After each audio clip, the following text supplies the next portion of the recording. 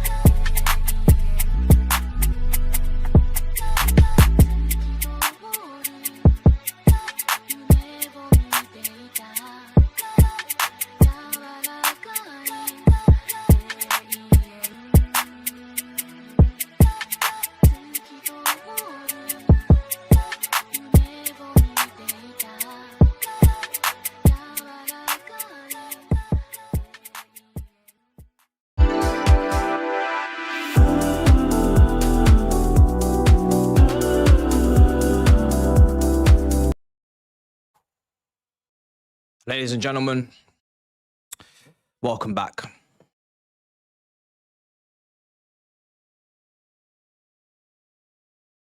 I didn't want to have to do this. I really didn't want to have to do this. I've not done an Arsenal watch-along since PSG. Yeah? Since PSG. Since the French food, the croissants, the baguettes, the va-va-vooms, the bonjour en deux-trois. I've not done it since then. And I didn't want to do it. I didn't want to be at this level. I didn't want to have to be this person with you this season. I didn't want to have to be this guy because I am tired of being that guy. I want to be in the conversation. I want to be in the WhatsApp group. I want to be involved. At least fake it until you make it. It's September. And I'm already having to do this. I'm ashamed. You don't have to tell me. I'm ashamed. But it must be done. It must be done. So, without further ado,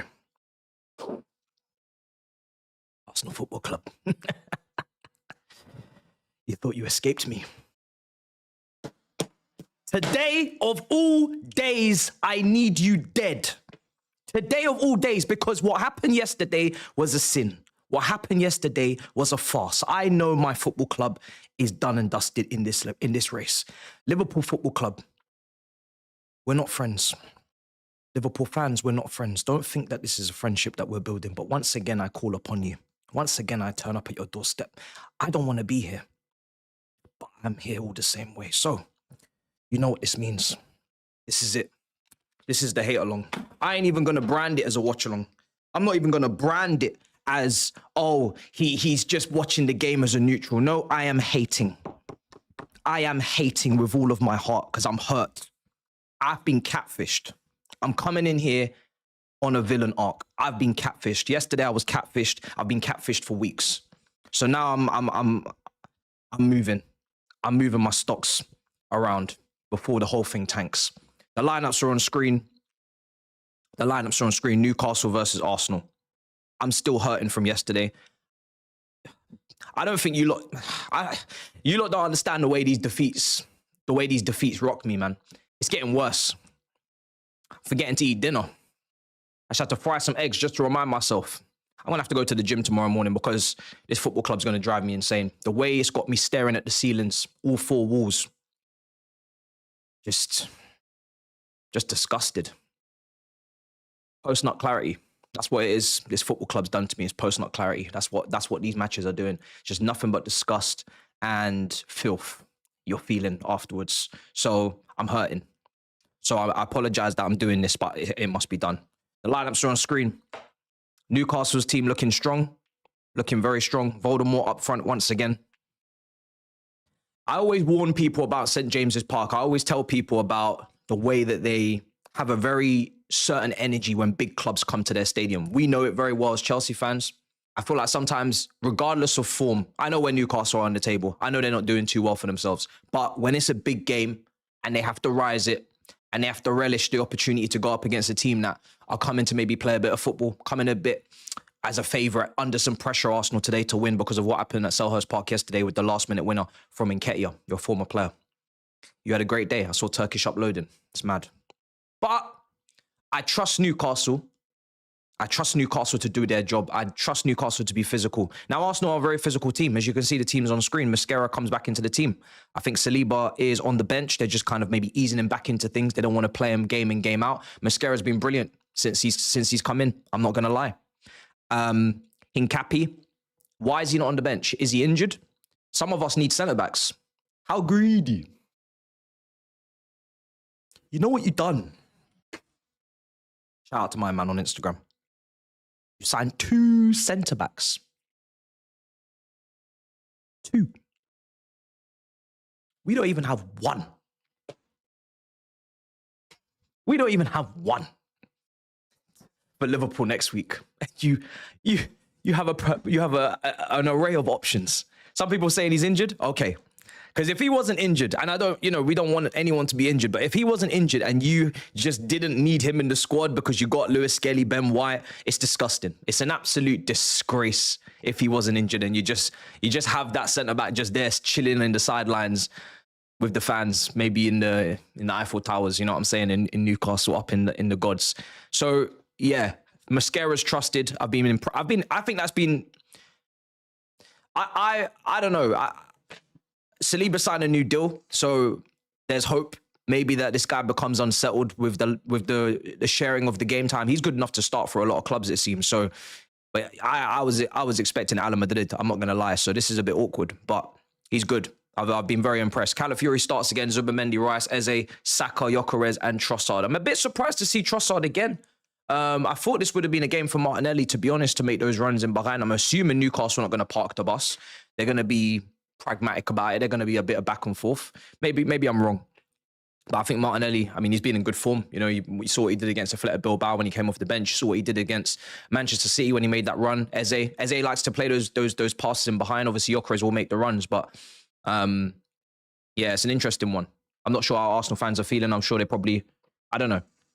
Trossard is one of those guys that he seems always to be better off the bench, a 12th man, an impact player when he starts. I'm not always the most impressed. He's also 31. I said it in my review last week. What's a 31-year-old doing out wide anyway? Really? It's a young man's game. It's an unk out there on the wings. You know what I mean? You need flair. You need pace. You need explosive, you know, athleticism and skill. And I don't know. He's like an inside forward for me. He's great shooting, both feet. You want him close to goal. I wouldn't have him on the touchline. I wouldn't have him holding width. I'm sure Calafiori will give him some support anyway. So it is what it is. I haven't recovered, no, bro. Big up to everybody just jumping into the building now. I haven't recovered from yesterday, bro. I'm really troubled. Genuinely, I'm a little bit traumatized, to be honest. So many, like, I'll speak about it on Monday because I realize it's been a while since I had to sit down and laid out the thoughts and feelings outside of match reactions on Chelsea. So I'm gonna do a video because I hear Maresca talks, I hear directors talks, I hear players. So it's time. It's that time again. It's that time again where I sit down and we lay it all out. We get our feelings and emotions out and we talk one to one as a people. And we're gonna do that tomorrow. But I'm very, very, very scarred, very, very traumatized with it all, and I don't really know what's going on, bro. I'll be honest. I can't believe we didn't win that game. I really thought we were gonna win. Sometimes you premeditate losses. You know when a loss is coming. You know when Bayern Munich away, we have the confidence going in. We want to show and demonstrate what we can do, but you mentally prepare for what a loss could look like. You think I'm mentally prepared to lose at home to Brighton? But that took me by massive surprises, bro. I'm not going to lie. Like I said, I'm not even looking for performances. I'm just looking for results at this point. Let's see what's going on in the chat. Let me actually run a poll as well. Kickoff is at what time? 15 minutes. Big game. I know Liverpool fans are watching this game with a lot of interest and intrigue. It's a big opportunity for Arsenal to get themselves right back in. I mean, they're already in the mix anyway, but just to gain on Liverpool. But this is one of the toughest places to come.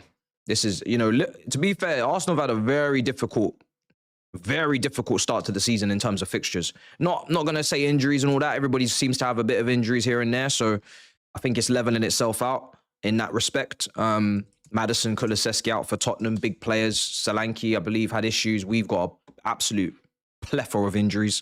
You know, even Liverpool are picking up some in the back line, but that's what the squad depth is for. But to go to Old Trafford, to go to Anfield, and then go to St. James's Park, all away, boy, that's not easy, I'll be honest. So if they do manage to get 6 points out of 9 from that run, you take it. If you said that was the results before a ball was kicked from those 3 away games, you probably can't get much more difficult than those 3 away games if we're being completely honest. Maybe you throw Manchester City in there, but you can't really ask for that. And this is why I'm even more angry with what's going on at my club, because I feel like our start was pretty nice. You know, Palace, we've seen how good Palace are now, you know, so you can drop points there. Brentford's never easy, but you've got to get over the line. We saw Man United lose, but what does that even mean? Brighton at home, Man United away. I don't know. I feel like our start was a lot more favourable. We should have got a lot more points out of it. So to be behind these lot when they have a game in hand to play today, plus all these away trips I've just listed for them, is not good. It's not good. I don't even know what an emergency meeting even looks like anymore, brother. Salah's 34. Is he? Is he 34? He is. Well, hold on. Let me just fact check it because that doesn't even sound right. This is how old we all are. Salah is 34. You know what? That makes a lot of sense. He's been playing for a very long time. He's 33. He's 33. He's 34 next summer. 34 seemed a little bit much. 33. I can just about handle that. Just about. Wow. I just saw the highlights for Tottenham. I could not bring myself to watch another game of football after we did what we did at 3 o'clock. I'll be completely honest with you. I wanted to watch the Tottenham game. I wanted to watch the Forest Sunderland game. But I could not. Sometimes when we lose in that fashion, with all of the issues we have going on, with all of the now outcrying of emotions and everybody's just fighting and arguing, and the manager and the players and Santos and Enzo and Achimpong and Hato, bro, genuinely, I just laid in my bed and just looked up at the ceiling, bruv. Listened to some music. I'm not taking the piss, you know. I can't snap out of it because my mental this season was very, very serious. I was going to war. So it's taken a while for my brain to process that not only are we not going to war, we might be dead. Do you know what I'm saying? It's a lot to take in, especially this early in the season. I would have prepared myself for a little bit of a December drop-off like we usually have. But boy, this early in the season is hurting my soul. Really hurting my soul. Big up. Yes, 140K we've reached. Big up, JJ. Under the circumstances of a loss, unfortunately. But what can you do? We can't control what happens on the football pitch. I always say success like this will come regardless of if we win, lose, or draw. Because trust me, if we win, I'll be sitting here with a crown on my head. So will all of you Chelsea fans. On every single show we enter, we'll be the most annoying, obnoxious idiots you've ever seen online. You think we'll go silently? Look at what we did for the Club World Cup. Give us a Premier League or a Champions League, and I tell you, these people won't even want to work with me anymore. But unfortunately, my football club doesn't want to match the ambition. So what can we do? We can only play the games that are in front of us as fans. That's all we can do. That's literally all we can do. Let's not speak about Chelsea. I'll try my best, but I'm hurting, bro. I'm hurting. I'm trying to save it all for tomorrow. I'll try and zone out. I spent the evening hitting my head against the wall, bro. Don't kill off any brain cells you got in there. You know what I'm saying? Keep them brain cells protected, bro. Once you lose them, you don't get them back. Oh, boy. We need a Newcastle win today. It will cheer us up. It will drag another big club into the mud. I saw Real Madrid. I was watching the Real Madrid highlights as well. Their loss in Madrid, in Atletico Madrid, the 5-2. Julian Alvarez, what a performance. What a performance from Julian Alvarez. I always felt like this guy was too good to play second fiddle at Man City. Then he started playing in the 8, a deep lying little second striker, whatever you want to call him, deep lying forward. This brother was always a main man character. You saw it at River Plate. You saw the finishing. You saw the ball striking ability. I'm so glad that he's gone over there and he's smashing it because I like him. I like him a lot as a striker. He's not obviously nowhere near Aguero. He's nowhere near Carlos Tevez. But, you know, it's nice to see another Argentine striker doing his thing again. We grew up on Higuain. We grew up on Aguero, Tevez, you know, Dybala before the injury crisis. Yes, obviously Messi. We don't need to mention. Even Lavezzi at Napoli. We grew up on great Argentine forwards. So it's good to see someone doing their thing, you know what I mean? And I always like him because you saw in the World Cup what he did in comparison to Lautaro Martinez. You saw the way he just took his chain and said, yo, I don't care what you do in Serie A, you stat padder. I'm taking this chain and I'm wearing it. And it's not heavy. He wears it well. He wears it very well. What a free kick, man. I'll cry out for a striker like that right now. You have someone... Look, obviously, I want someone that's... at this point, I'll take what I'm given. Do you know what I'm saying? When beggars can't be choosers. But I'd love to have a striker like that, making those runs, making that backline work. He's such a relentless presser, such a hard worker. And then you have João Pedro behind. You have him doing his link-up, his box crashing. It's imperative that we get that done. It's imperative that we get someone like that. Of course, Crespo going even further back. Absolutely. So yeah, it's a tough one to take right now. Right. I don't even want to be late on this timer. What time is it? Because I realize I'm half an hour before kickoff, so time will just fly by if I don't pay attention. Okay. We got about 10 minutes. I see Aston Villa winning 3-1 against Fulham. They were 1-0 down in 3 minutes. So big comeback for them, because I feel like if they had lost that, I think Emery would be in a lot of trouble. A lot of trouble very quickly. Even though the window wasn't great. They've got a lot of depth, Villa. I'm not really sure. I think it's still all European level for them. You know, whether that's Europa League qualification, whether that's Conference League, because the Europa League is a distraction this season on Thursday nights. But if you look at Villa's squad, they've got injuries at the moment. If you go through that squad, they've got a lot of options. Some of them maybe not as good as others, but if they're all playing to the capability, if their actual capabilities, they're still a decent. They should have a decent team there. Let's see if we can get this time already. I'm gonna go through the super chats. Don't worry, I see them. Big up. This is it's very important that tomorrow. I don't mind Big Steve, you know, shitting on everybody. Like I said, I ain't got no beef with Manchester City. I'll never force it. I'll never fake it. There's just nothing there. We've never crossed paths. We've never crossed lines. You know what I'm saying? When they're dominant, we're not. When we were dominant, they weren't. When we bucked them in Champions League final, we did what we did. I've got no beef there. But if Turkish gets to roll up into that show, squinting eyes, icy pollens, everybody else has been decimated this weekend, and he's just there smiling. Yeah, it's not for me. Not for me. He's already commenting. I saw him comment on the video yesterday. He's in everybody's comments. He's everywhere. I don't like this. I'm not having it. I'm not having it at all. We need this Newcastle win. Yeah, I'm not even taking a draw. I need a Newcastle win. I'll be real. All right, let's see. Let me zoom in on this. Let's get these super chats read. Lineups are on screen.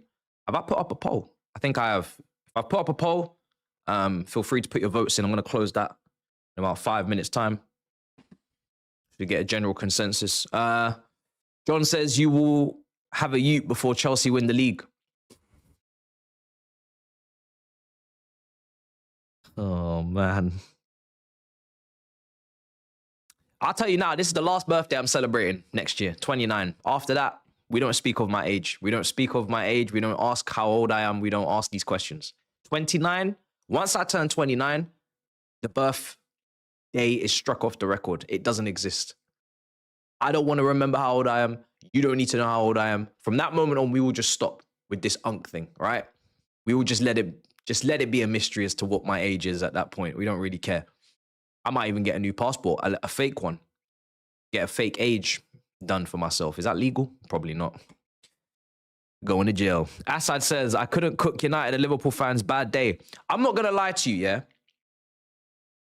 If we lose, I can't cook anyone that day. I don't even really feel like I can cook anyone that week. And it's not because I have shame, because I don't. I'm more than you can believe. If I don't have shame, I really don't. But I just don't have the energy because I'm so consumed, so angry, so annoyed with what we're doing. I've got so much to say in this video tomorrow. I don't even know if it's going to be a podcast or a video or a documentary. But I don't have the energy yesterday to care. People were telling me Palace scored. I didn't even bat an eyelid. I didn't even smile. Just don't care because we lost. So what does their loss mean to me now? We didn't gain points on them. That was their first time they dropped points this season. What did that mean for us? It meant nothing. If anything, it just makes me angrier because it tells me that we didn't capitalize on the fact that they dropped points. So now I'm even more annoyed. If Liverpool just won, that's business as usual for them. But the fact that they lost and we still didn't capitalize makes me even more angry. Go to Manchester United. What does their loss do for me at this point? Man United have finished. Until that manager sacked, and the recruitment obviously goes in the right direction. Boy, I don't care about them.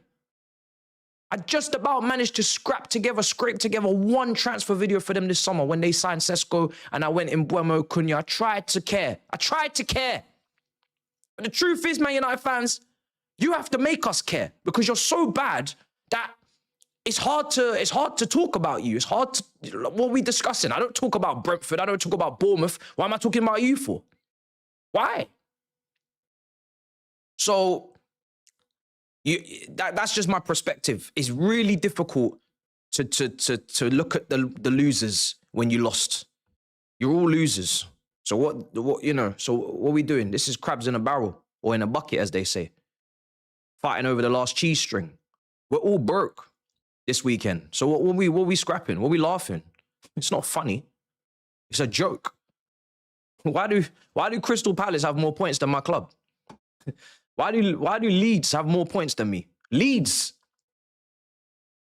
See, look, you lot are gonna make me mad. Let me make sure I'm ready. I'm gonna go on a rant. Why do Leeds United have more points than my at any stage? They just got promoted. I don't care who they've played. It's unacceptable. We've had the 2 wins from 6. One good performance against West Ham, who they sacked their manager. So what does it even mean? You buck West Ham with Nuno. I don't even know if we win that game anymore. Anyway, I'm meant to be taking my mind off this thing. Oh, here's Turkish again. Here he is. Yeah. Well, what's he got to say? I'm sure he's here for emotional support, right? Or is he going to come to rattle me, rage baiting? Let me take these teams off the screen because I got to focus, man. I'm here on a hating thing. What's he said? Turkish LDN. Chelsea fans want to know when the naked at the bridge protest is. Can you and CB confirm? I don't know what the fuck he was talking about. When he said that, I was like, is this guy, is he okay? Is he all right? I won't be joining. I'll be at home, fully clothed. What do you can't believe? So if he's on that and some of you are on that, then I'm very interested to see how that all goes for you. I'll be real. I hope there's not too many arrests, but I'm not involved. So thank you very much, Turkish. But I'm dropping out of that one. I'll tell you that now. I'm dropping out. I'm not involved. I don't even know what that solves. What does that do? What message does that send? That we're uncivilized? We can't even be as a people. We can't even be serious in time of need, in time of panic. We butt naked. They'll double down and buy another 16-year-old just because of that. Just because of that protest. Nah, man.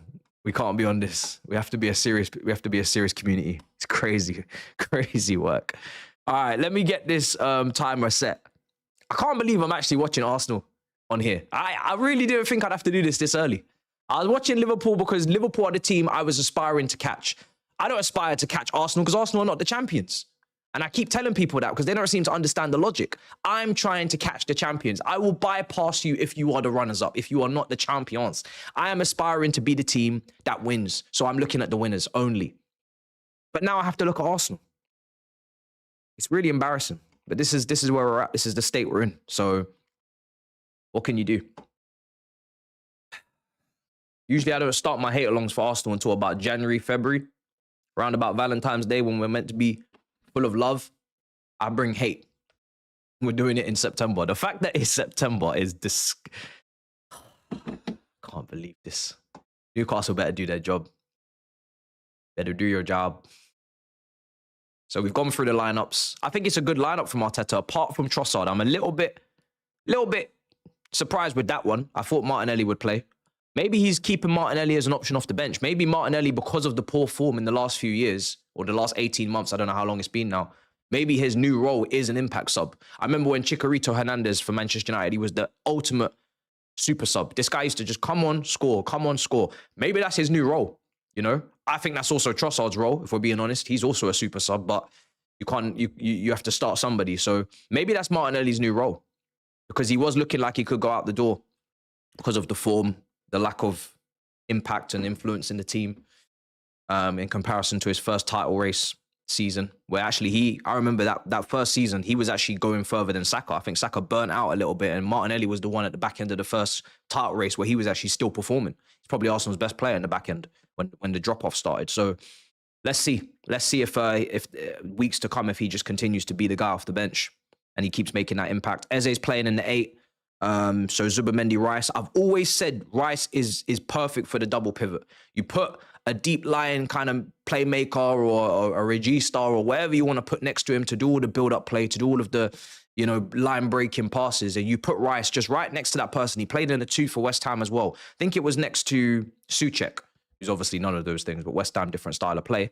And he was great in the 2. He still has the license to go forward, but he's not so instrumental in that. And you know, if it wasn't Eze on the left or Rodrigo, you tuck him in, and that's your box midfield, and you send the fullback flying, and that's your team. I think it's quite simple for Arsenal to get that midfield balance right. I don't think it's as difficult as the managers made it out to be in the last few weeks. I've seen Eze play in the 8 for Crystal Palace, and he was really good. He's really good in central areas. He carries the ball well. We saw that pass for Martinelli. I don't know why he's so confused about this, but he's doing it right today. Let's see. If there was ever a day where he's going to go to flat midfield, this probably would have been it against Newcastle away, but he's gone for it. He's gone for it. Of course, my timer's doing up madness. And I was actually ready on time, you know. Oh, the kickoff's delayed. Wait, let's see if we can catch this. We're not going to be able to catch it. Let's see. They've kicked off. All right. I'll have to redo it. You just hate it when that happens. Right, we've kicked off Newcastle versus Arsenal. Let me get the timer on screen. Pick up everybody in the building. 10 seconds out.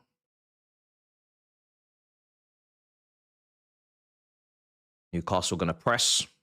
Sure. There we go. That should be in sync. Yep.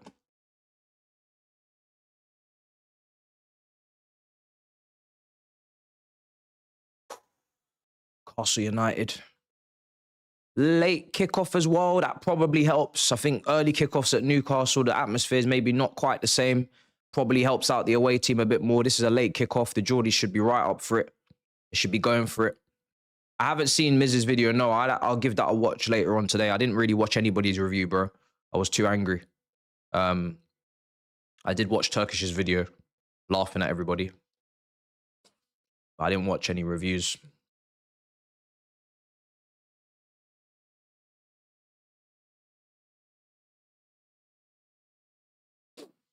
Right, 1 minute 20. If there's one thing I'm expecting Newcastle to do is defend the set piece as well. Because we all know Arsenal love a set piece, but surely Newcastle, look at all these guys, 6 foot plus in a line. Please just defend these set pieces today, if nothing else. Oh, that's a great ball in. That's a really good ball in. Not probably enough pace on it for Gyökeres, but a good delivery. How you doing? I'm not too bad, bro. I mean, that's a lie. I'm very bad.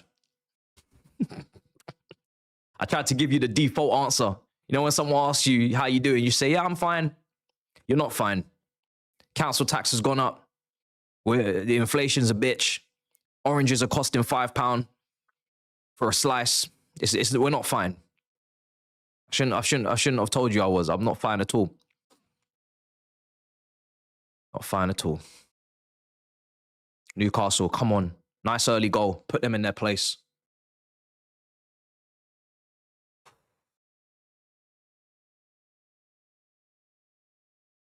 Oh, I thought there was a pass on there, but he didn't play it. Look at this.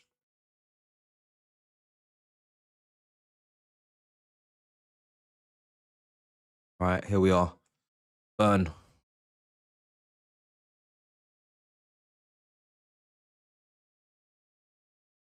Newcastle can get themselves into a nice early goal. Then we know that they can set themselves up really well. When Newcastle focus on defending and they want to be nasty about it, they're very good. They're very good under Eddie Howe when they want to be nasty about it, but need that early goal.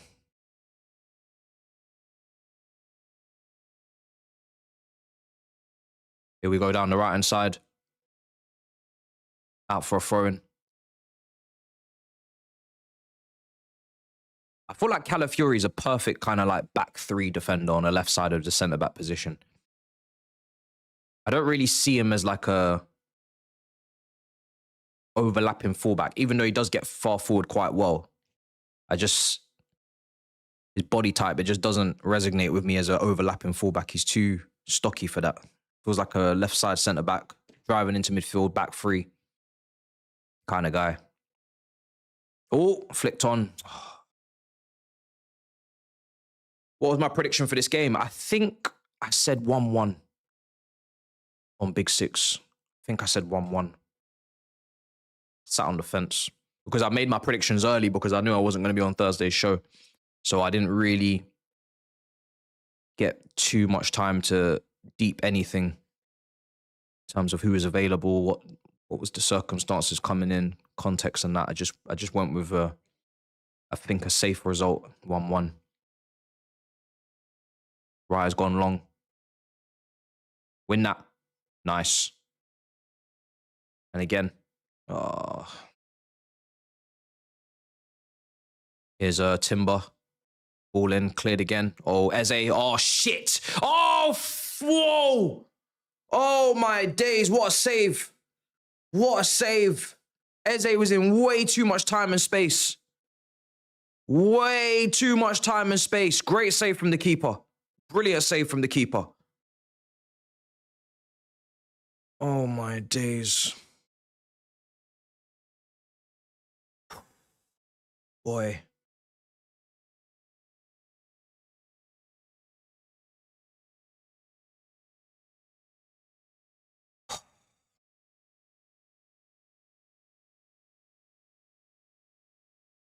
Why are teams so obsessed with long throws? The game goes in cycles, bro. The more everybody pivots to a certain way of play, the weaker they get at other certain ways of play.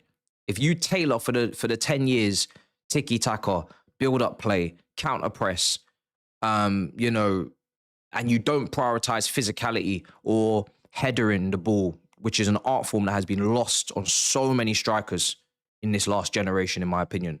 Heading the ball, boy, there's not many anymore that can do it to an elite level. Maybe Osman. Let me think. The art of defending, you know, counter-attacking. The amount of times I see counter-attacks break down that I would never have seen under the days of Manchester United, Sir Alex, incredible counter-attacks.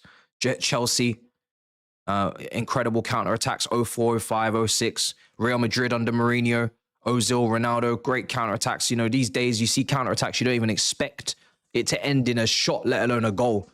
There's no ruthlessness anymore in terms of that.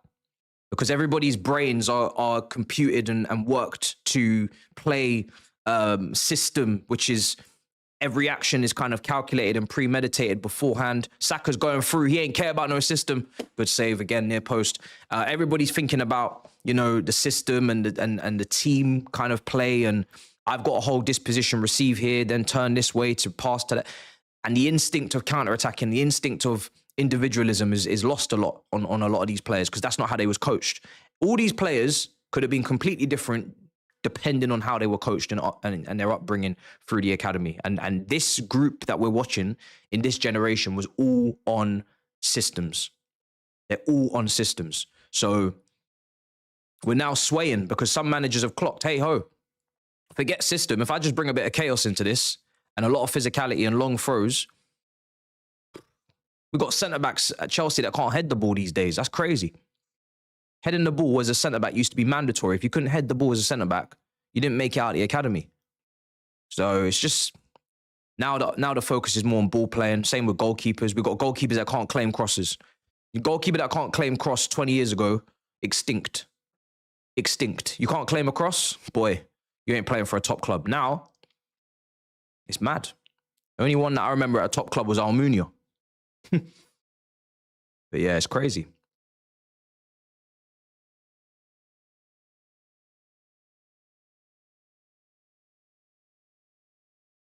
Arsenal in possession. Well, you got to remind us about Osman. I'm not even keeping up to date with what he's doing in Turkey, man. He's gone off the grid to me. Know what's going on.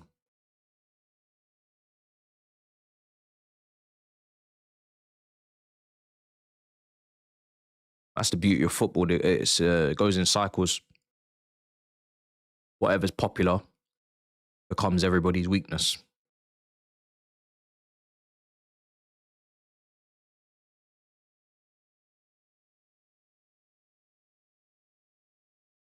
All right, here's Zubamendi.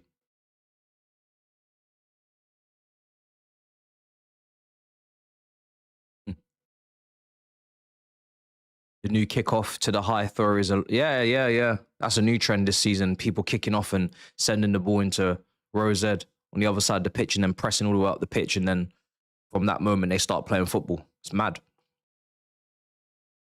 Which even 5 years ago is, you know, everybody wants the ball. So to give it away, the thought of just giving the ball away when you have it, by default because of kickoff is crazy. That's a whole new thing. Everybody used to be obsessed with possession. Now nobody wants the ball. Come on. All right, play on. Let's go. Go on. Make the right decision, please. Okay, that was good. Gordon. Oh, he ran into traffic. Go on. Nice. Give us a good cross. Header. Oh, come on, man.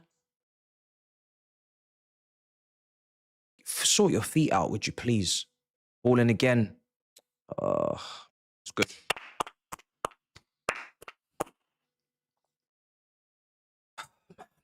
Timber's going to bully Gordon. Saying in the chat. Hello, hello, fallen soldiers. How you holding up? Not good. Not good. Not good at all.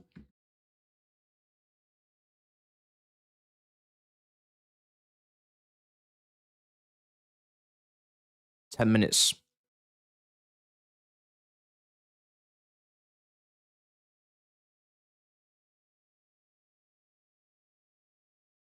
Cross comes in, headed down.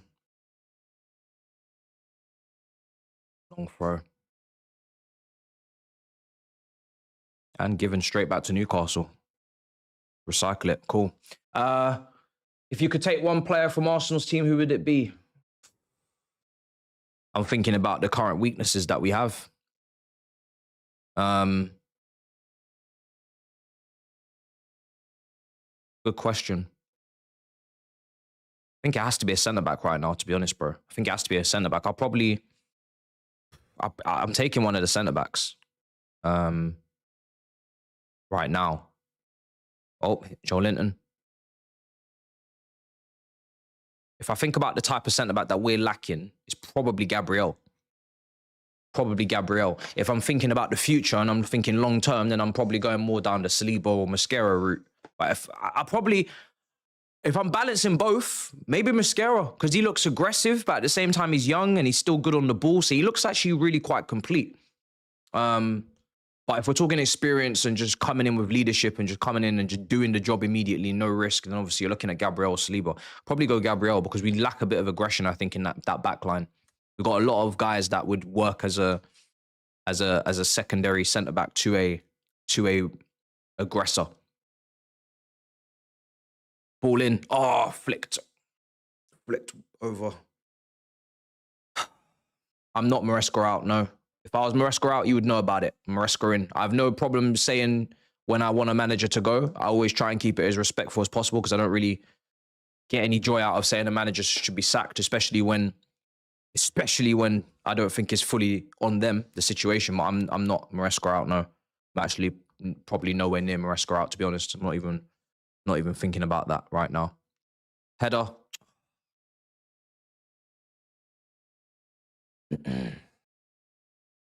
Kind of sad that you even have to ask me. I understand why you're asking me, but I think it's kind of sad that you have to ask me that. Considering a couple of months ago, we'd won a Club World Cup and we couldn't be happy with the manager. So it's mad how fast football changes. But yeah, I've got a lot more fight left in me, but he needs to sort himself out because I'm not impressed. I'll be real. I'm not impressed with the last few games. Ball comes into the box. Punched away by Raya.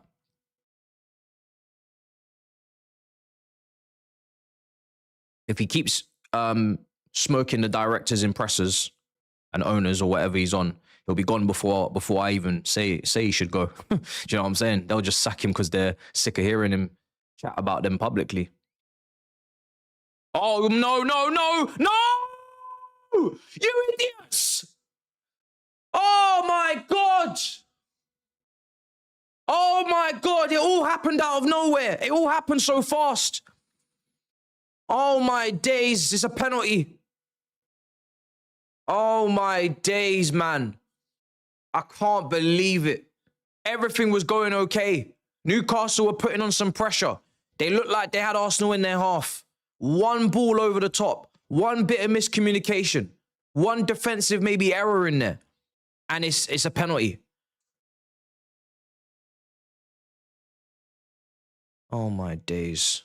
Look at this. Long ball over the top. And this is the thing when Arsenal not afraid to go direct. Saka holds it up into Gyökeres. We know how Saka, how strong he is on the ball, how good his upper body strength is, how he can kind of muscle his way past players, even though he's not the biggest, tallest.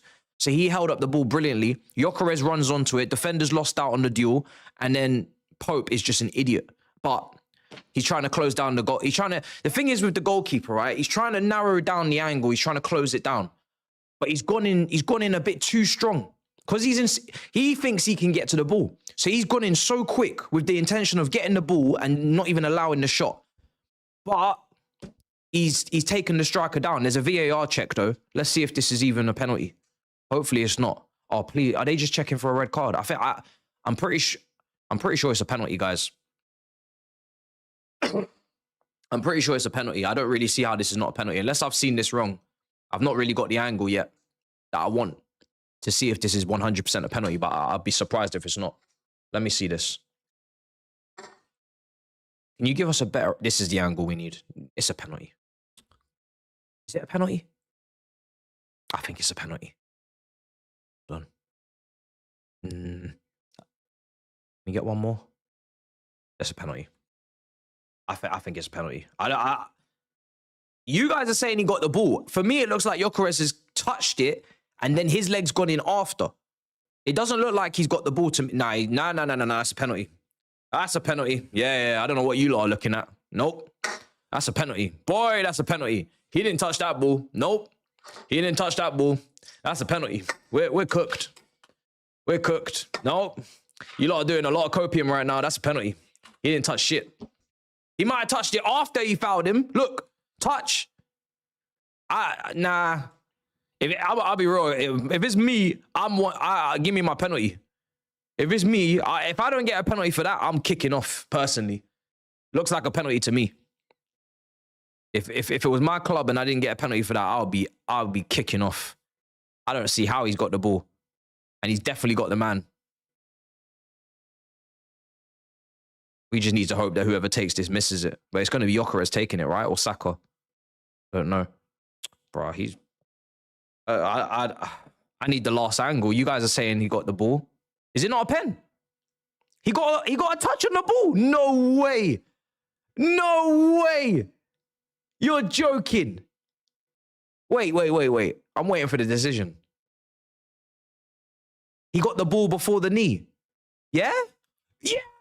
Come on. Are you mad? I can't believe that. I can't believe that. But then again, you need 4K eyesight, 4K vision, 4K settings to see that one. Because that was if he got a touch, it is the slightest of touches. It's a slight touch. I can't see shit. Let me not even pretend to. Happy days. Thanks for the pen. Thanks for the overturn. Thanks for the free kick. You know them ones. I can't see shit.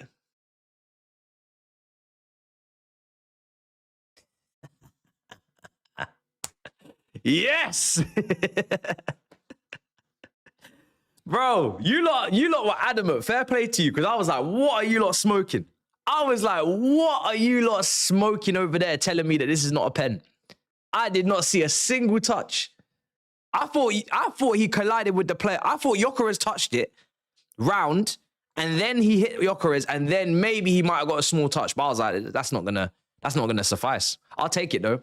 I'm sure the Arsenal fans are kicking off. I'm sure they're kicking off with that one.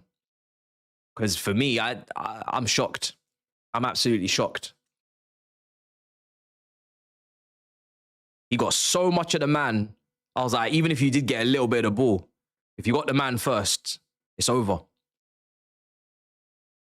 The crowd's riling them up. Well, at least there's still a game to be played, because things were looking dark. Things were looking dark for a penalty to be given that early, potential even red card, who knows? It was looking dark, so I'm glad that there's still life in the old dog. Can't believe Trafford. It's not his fault, because I understand City came to your doorstep. You thought you were going to be a starter. But make no mistake, guys. Trafford should be a Newcastle player. You are not playing any games now as a starter for Man City. You might play some cup games and that's it. And you're 24, I believe. Donnarumma's what, 26? You're never going to play. Pope is, I think, 30-something, but he has these mistakes in him, especially from, you know, if you're talking about playing out from the back, he's definitely not a great sweeper keeper or great at playing out from the back. The kind of, the baton was there to be handed over to Trafford at Newcastle. It's not there at City. It's not there at City. You're not gonna get. You need to leave. If I'm Trafford, I'm on the phone to my agent in January saying, "Yo, get me out of here. Get me out of here as soon as possible because there's nowhere to go here. It's the goalkeeper position. There is nowhere to go. You can't. You're not breaking in.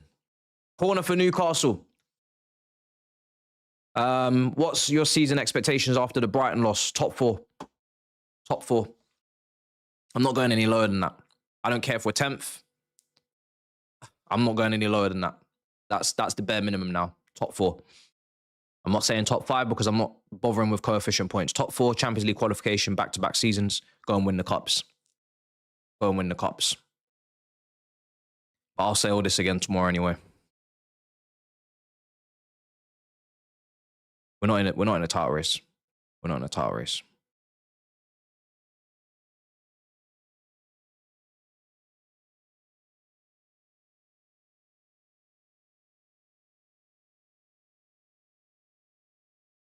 Sanchez got the ball too. Why he got a red card?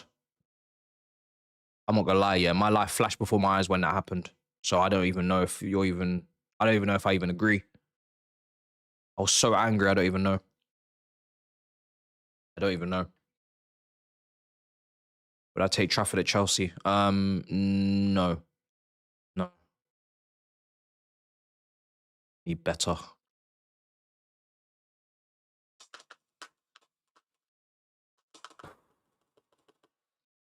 "21 minutes gone.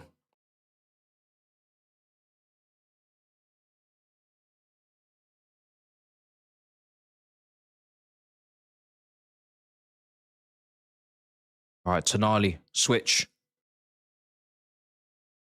Ooh. Do you think our recruitment strategy, we could be title contenders ever?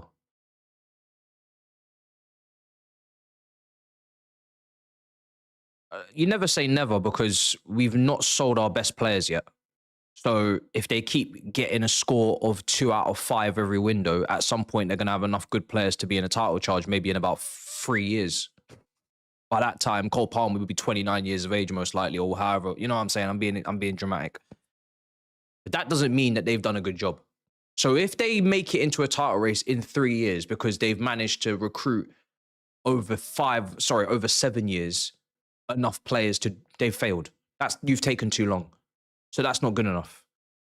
Now, if they start selling our top players, then the answer is no. But they haven't started doing that yet. So they basically have a 2 in 5 hit rate at best. And that's me being generous. So they just keep accumulating those 2s over the next 3 years, and they might just have a team. They might actually just have a 1 to 11. That's not good. That's still failure. That's still failure. But that's me being, you know, optimistic, obviously, with actually making sure that you get those 2s. You get those João Pedros every summer. Not impressed, bro. And then by then, you have to also hope that the ones around you are just not serious and they've actually just fumbled the bag a little bit on transfers, because if they take themselves seriously and they enter markets with no restrictions, then you're always going to be playing catch up. So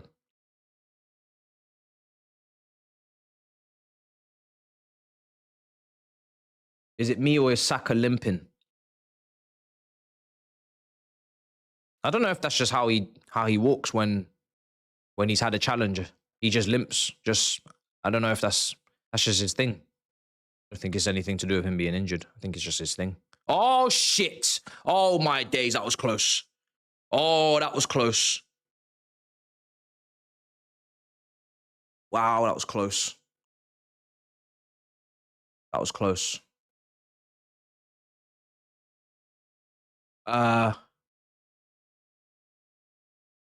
If Arsenal lose this game, are we back In war, no.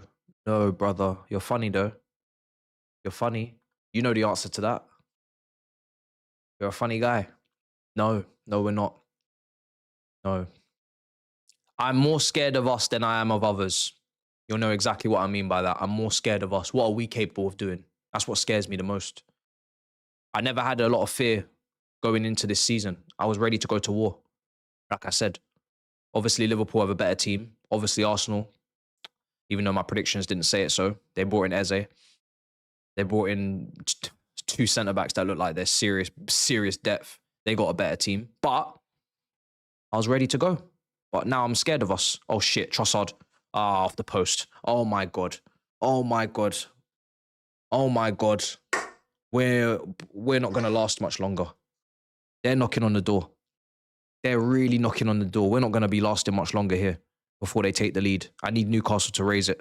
Gordon, get me a good shot. Scuffing the ting. Scuffing the ting.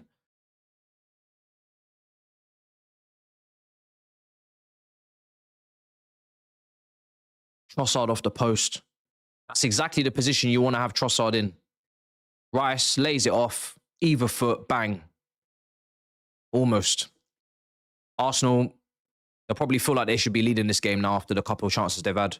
And the whole penalty incident that didn't go their way. Big up for becoming a member. Welcome to my titty surgery support. Much appreciated.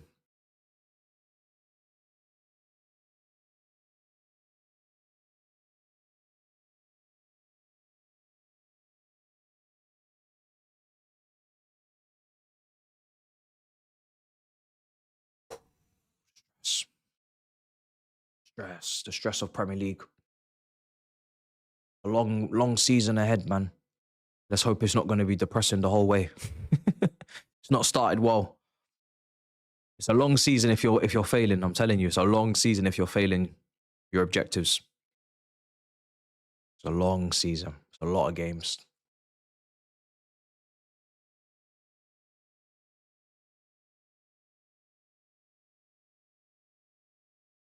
Yeah, maybe it was premature, bro.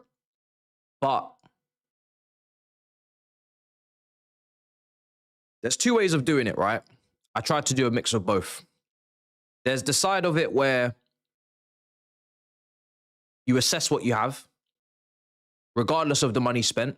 Like I said, you can buy 1 million products in Primark, or you can buy one product in, you know, whatever. Canada Goose. I don't know. Whatever, right? Wear and tear. You know it will last longer.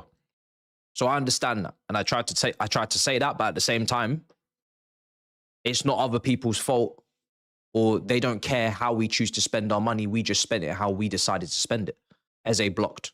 So when you spend the amount of money we've spent, that comes with expectations. That comes with pressure, regardless of how you spent it. Just because you spent £1 million on crap doesn't mean that, or not crap, that's harsh. But just because you spent £1 million on players that are not ready, it doesn't matter now. It doesn't mean that now people are just going to let you, you know, walk off into the sunset. Oh, sorry, everyone on this panel at this table. We spent £1 billion or £1.5 billion or whatever, but none of them are ready. So could you just go easy on me today? You know, because we're not ready, because we spent it on players that are not ready yet. They're going to take some time to develop, and then we don't actually have the patience to develop them. We don't actually necessarily have all of the clubs in the model, in the sport, in the multi-club model, to send them into places where they can develop. We only have one club. So what's going to happen is we're going to have too many players. Eze, great save. We are really cutting it fine. Really cutting it fine. Newcastle, wake up. So yeah, that, you know, and then what happens is you assess what you have and you know the level that you're at, but you also want to put pressure on those above who think that they could just take the piss, or they think they have all the time in the world to just keep sidestepping with the transfers in terms of the quality. So you say, listen, in this period of time, in this amount of windows, in this amount of years, X years we've been doing this, we should be here. And what that is we should be in a title race. We should be in a title race right now. If we were doing things properly, even with our model, we would be in a title race right now. But we're not, because we've made too many mistakes in the market. We've made too many mistakes with managerial appointments, and we've not got the balance right. numerically in the squad with positions and experience-wise to a degree.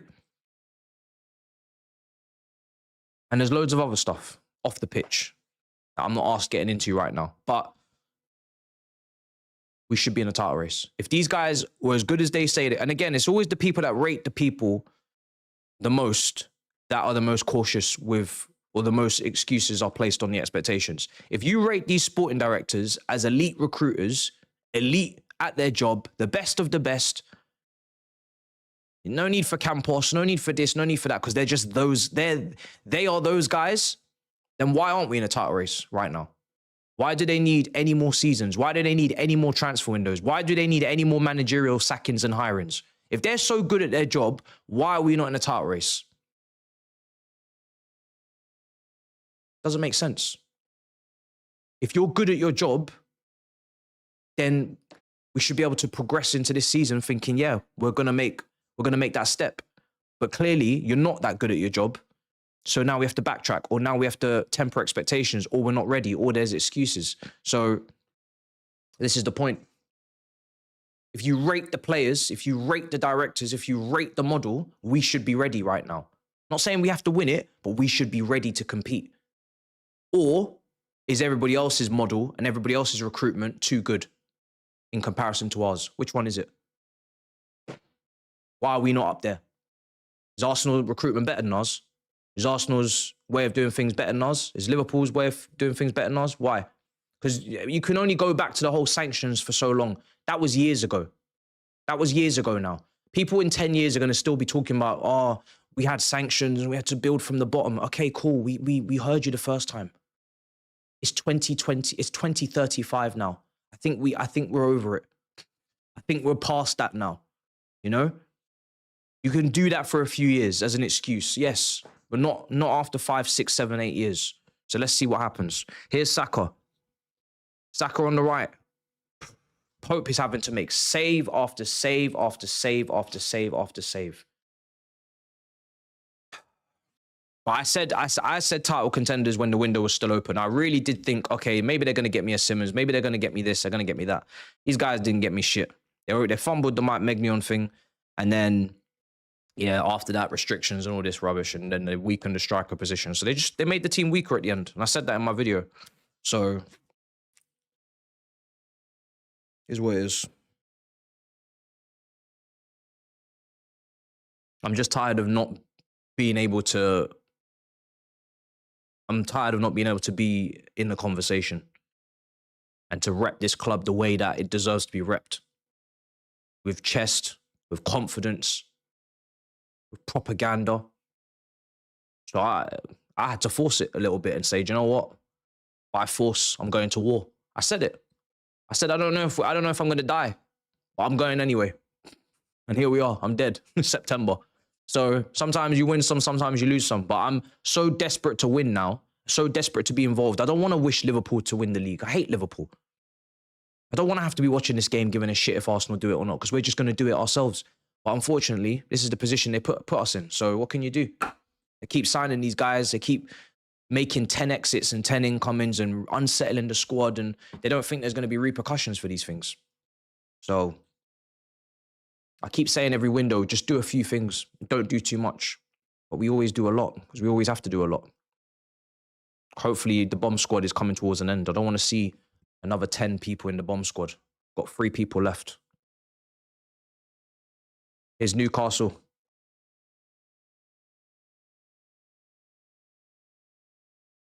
I'm just glad we won the Club World Cup because, boy, if we got to the final and lost and we still have all these issues, maybe it's concentration issues, maybe it's mental fatigue, maybe it's not enough quality depth-wise for the players that are burning out or whatever. Boy, if we didn't even have a trophy to show for it, this would be peak right now. So at least we left with something. Trust me, could be a lot worse. Could have lost to PSG, have the same physical issues, the same mental issues, the same transfer policy, right, that we had in the end. And now we have no trophy and we're not good at the moment. So it could be worse. Could be worse. Ball into the box. Yeah! Come on! Voldemort! 1-0 to the Toons! The Geordies are on top. Newcastle 1, Arsenal 0. This really is against the run of play, if I'm being completely honest, because Arsenal have had a lot of chances in the last 10, 15 minutes. Newcastle have kind of slowed down a lot, but they get their attack. They get their own cross into the box, their own ball into the area. And the header, it's his second header in a Newcastle shirt, I believe. He obviously scored his first goal against Wolves on his debut. It's a great header there. And he's done it again. And to be honest, I wasn't really sure aerially if he was going to get much change today out of Mosquera and Gabriel. And obviously Rice will drop in there as well in the box and defend. But he has managed to get his goal. I don't know what they're checking right now. I'm hoping that it's not going to be a VAR or something. Ball comes into the box, header, goal. I don't really know what Arsenal players are complaining about. I'm trying to see now. Oh, piss off. If that's about Gabriel, oh, get out of here. Get out of here, man. If that's what they're complaining about and they're saying, oh, it's a push, you're weak. You're weak and you're a cheat. You're a cheat. You're diving and you're being, you know you was going to lose the duel. You know you was going to lose the duel. So what do? You go down. Oh, piss off, man. This is the Premier League. If you want that, La Liga. If you want that, La Liga. Eredivisie, if you want that. You're not getting that around here. We move 1-0. Absolutely pathetic from Gabriel. Absolutely pathetic. I must have jinxed him. Absolutely pathetic. My, oh my. That is crazy work. I can't believe Gabriel's done that. Because Gabriel doesn't really strike me as the kind of defender to be weak. To lose a duel. To lose a duel. But he decided today, I'm going to do it. That's a fantastic... Bro, man, ain't easy. Bro, did you see Gabriel's dive? That was embarrassing, bro. Pathetic, bro. If I was an Arsenal fan, I'd be fuming. There's no, even if you can't win the header, you challenge and try and put the person off. Put the person off. That's it. Put him on. Are you mad? Bro. Is it? You know what's mad here? Yeah. I hate to say it, bro. But I was talking about it yesterday, yo. Big boost to Phil, you know, from Walter Maddox. Of course. And I was saying, right, just literally before the call. Yeah. And I was like, yo, like, it's a big job, you know. It's massive, bro. Isak's huge. And Wissa's injured as well. Wissa's injured. And a bit later, he scores. Bro. Do you know what? Everybody, obviously, the Bundesliga doesn't get a good rep in terms of Farmers League and transition to Premier League. A lot of people feel like they come over here, they don't do well. But this guy's come in. He looks like he's ready for Premier League football in terms of, you know, physically. He looks like he puts himself about. And then Ekitike is obviously doing his thing as well. So yeah, fair enough. Fair enough. As well. Boy. By the way, do you think that was a penalty? No, yes, I actually thought it was. And my chat were telling me, no, it's not. It's not a penalty. I'm telling you, Pope got a touch. Obviously, I'm blind, so I didn't see the touch. Yeah. I thought it was a penalty. Replays, bro. Yeah. His replays are not very, like, clear. Bro, did you think it was a pen? You think for me, though, if he got the ball, then it's not a penalty. Yeah, well, if he gets the man first, I don't know what the rules are anymore. The rules keep changing. But if he gets the, change it, bro. Yeah, if he, Arsenal had chances anyway. Nick Pope's been quality. Yeah, he's been brilliant. Eze's had a couple really good chances. Yeah, They should probably be winning on the balance of things, to be honest. Yeah, 100%. But they have to win this game. If they, oh my God. No, they don't have to win this game, bro. No, Liverpool, no, they don't have to win this game, brother. Nah, bro. Funny, man. Funny. Oh, bro. Oh, yeah, we're cheering for the opposites here today, innit? Oh, my God.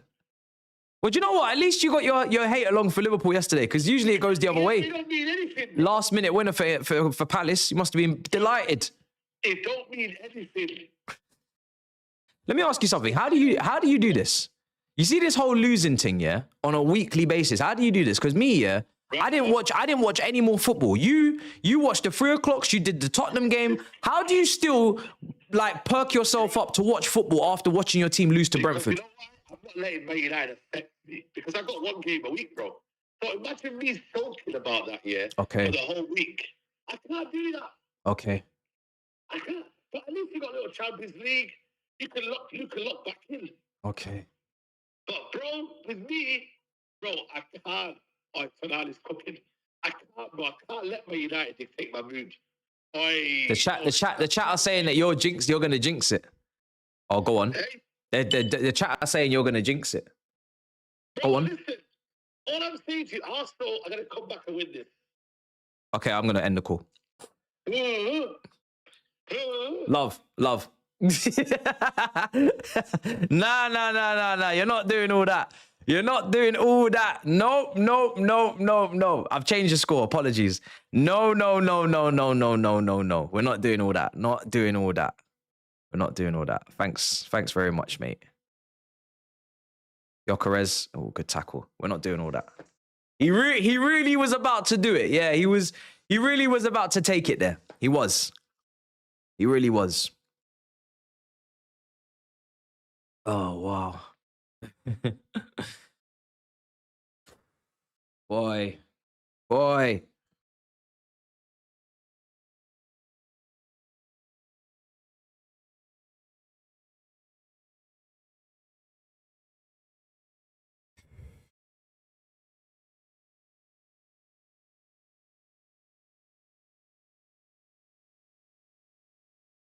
Right.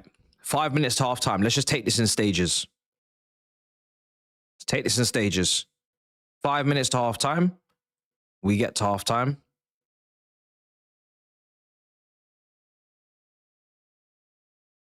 And then we go from there. Yeah. He's on to Gabriel now. He's on a wind up. He's on a wind up because he senses that, yeah, he can get something out of him. Man says, shake my hand. Nah, bun your hand, bro.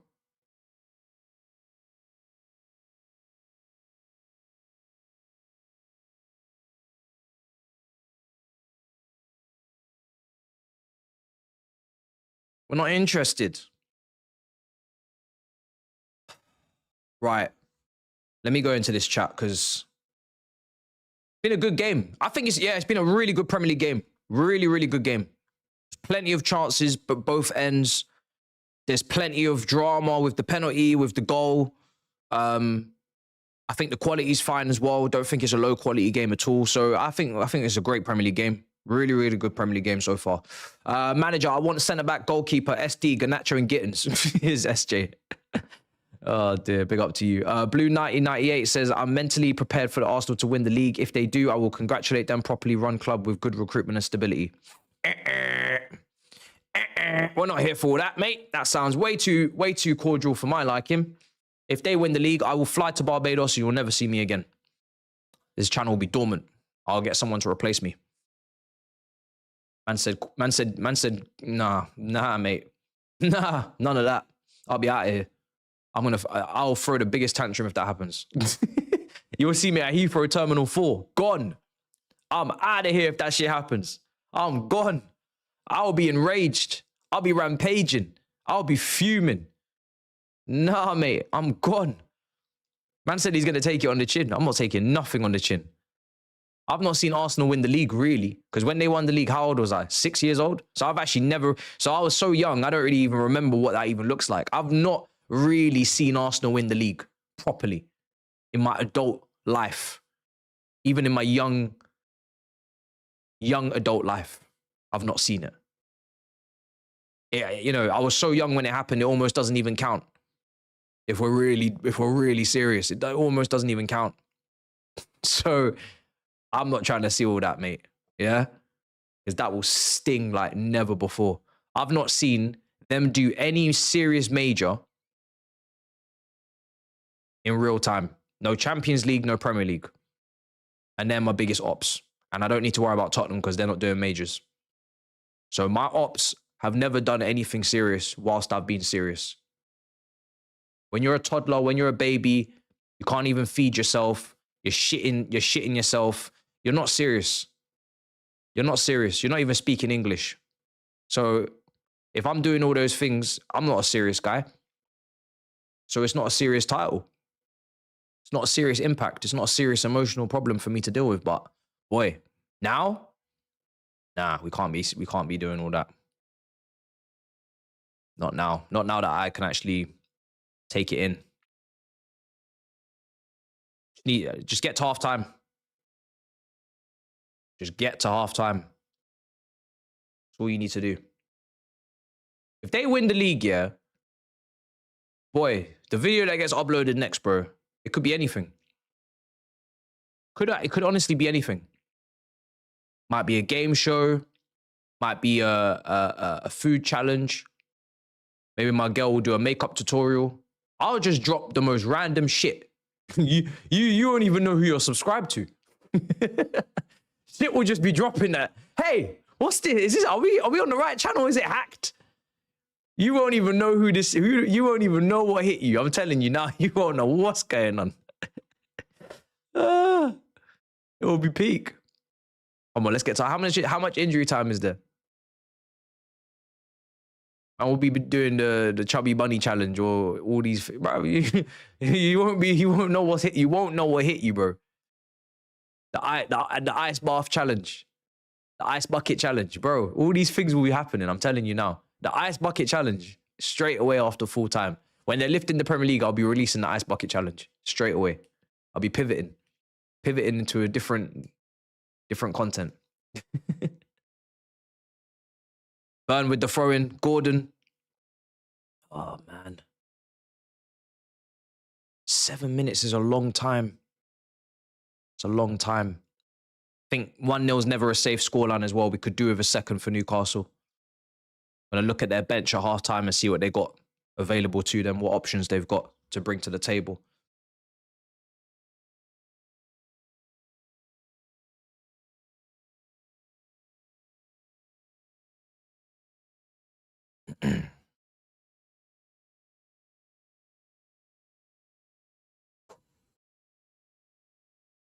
Without ever considering climbing Mount Everest. Yeah, I don't see no reason why not. I'd obviously have to do a whole heap of training. So I'm going up there and it's safe for me to do so. I'm going to have to do a whole heap of training for that, but I would do that, yeah. I've already been thrown off a cliff, so everything after that is lightweight to me, bro. I'll be honest. Nothing scares me. I've been thrown off a cliff in South Africa now, so everything else is possible. Is Gordon. Go on. Oh, you had to foul him, didn't you? You had to foul him, Saka, because you knew what time it was. You knew what time it was, Saka, so you had to go and foul him. Poor Gordon. Look at him rolling around. The poor lad. Look at him. Look at him. Oh, he's nutmegged you, I think, as well. Saka, why is Saka always limping? Every time Saka's walking around, he's limping. This is not an injury at this point. This is just how he wants to walk. He's always limping. You man are right. I thought you man were just running an agenda, but he's actually always limping. Even when he's injured someone else, he's the one limping. Man went into the tackle, injured Gordon, and when I see the next frame, the next, he's the one limping. Like, brother, you're the one that clamped him down. Why are you limping for? This guy's hilarious. Oh, don't even let him turn. No. Oh, this counter for Saka and Gyökeres. Saka. He's got two. Oh, Saka's fuming. I'm not gonna lie, I expected a free kick. This is a tasty game, man. It's starting to get real heated. Ever since Arsenal didn't get the foul on Gabriel, and maybe also they didn't get the penalty that they thought they were gonna get. They're really lively now. They're really lively. They're really angry. You can see that. They're starting to be. They're agitated. And this is what Newcastle love. Every time you come to St. James's Park, Newcastle is, especially if it's a big club. If it's a smaller club, it's more, the onus is on them to play, to attack, to win. So they're trying to focus on their game. But their game right now, especially being 1-0 up, is just to frustrate and annoy Arsenal. They know they're going to have a few more attacks. They know they're going to have a couple more chances. But their main game now is just stop, start, frustrate. You know, don't let them get into a rhythm. Don't let them get into any sort of momentum. And they do a brilliant job at it. They got so many shit houses on that pitch. It's insane. The amount of shit houses that play for Newcastle should be illegal to have that many shit houses in your team. It's crazy. The whole midfield is just a shit house in itself. before we even get to the defense. It's peak. It's absolutely mad.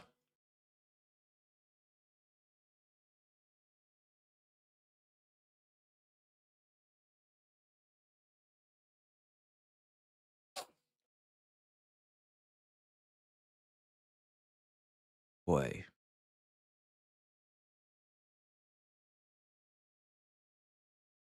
"49 minutes gone."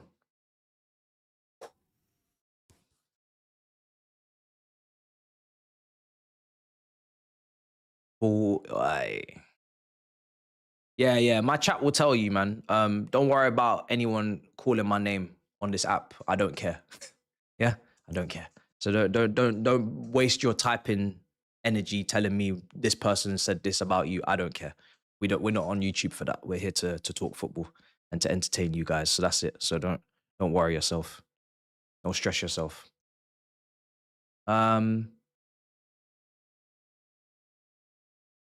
Said at halftime. Might call a few people, bro. Why just stop at Said?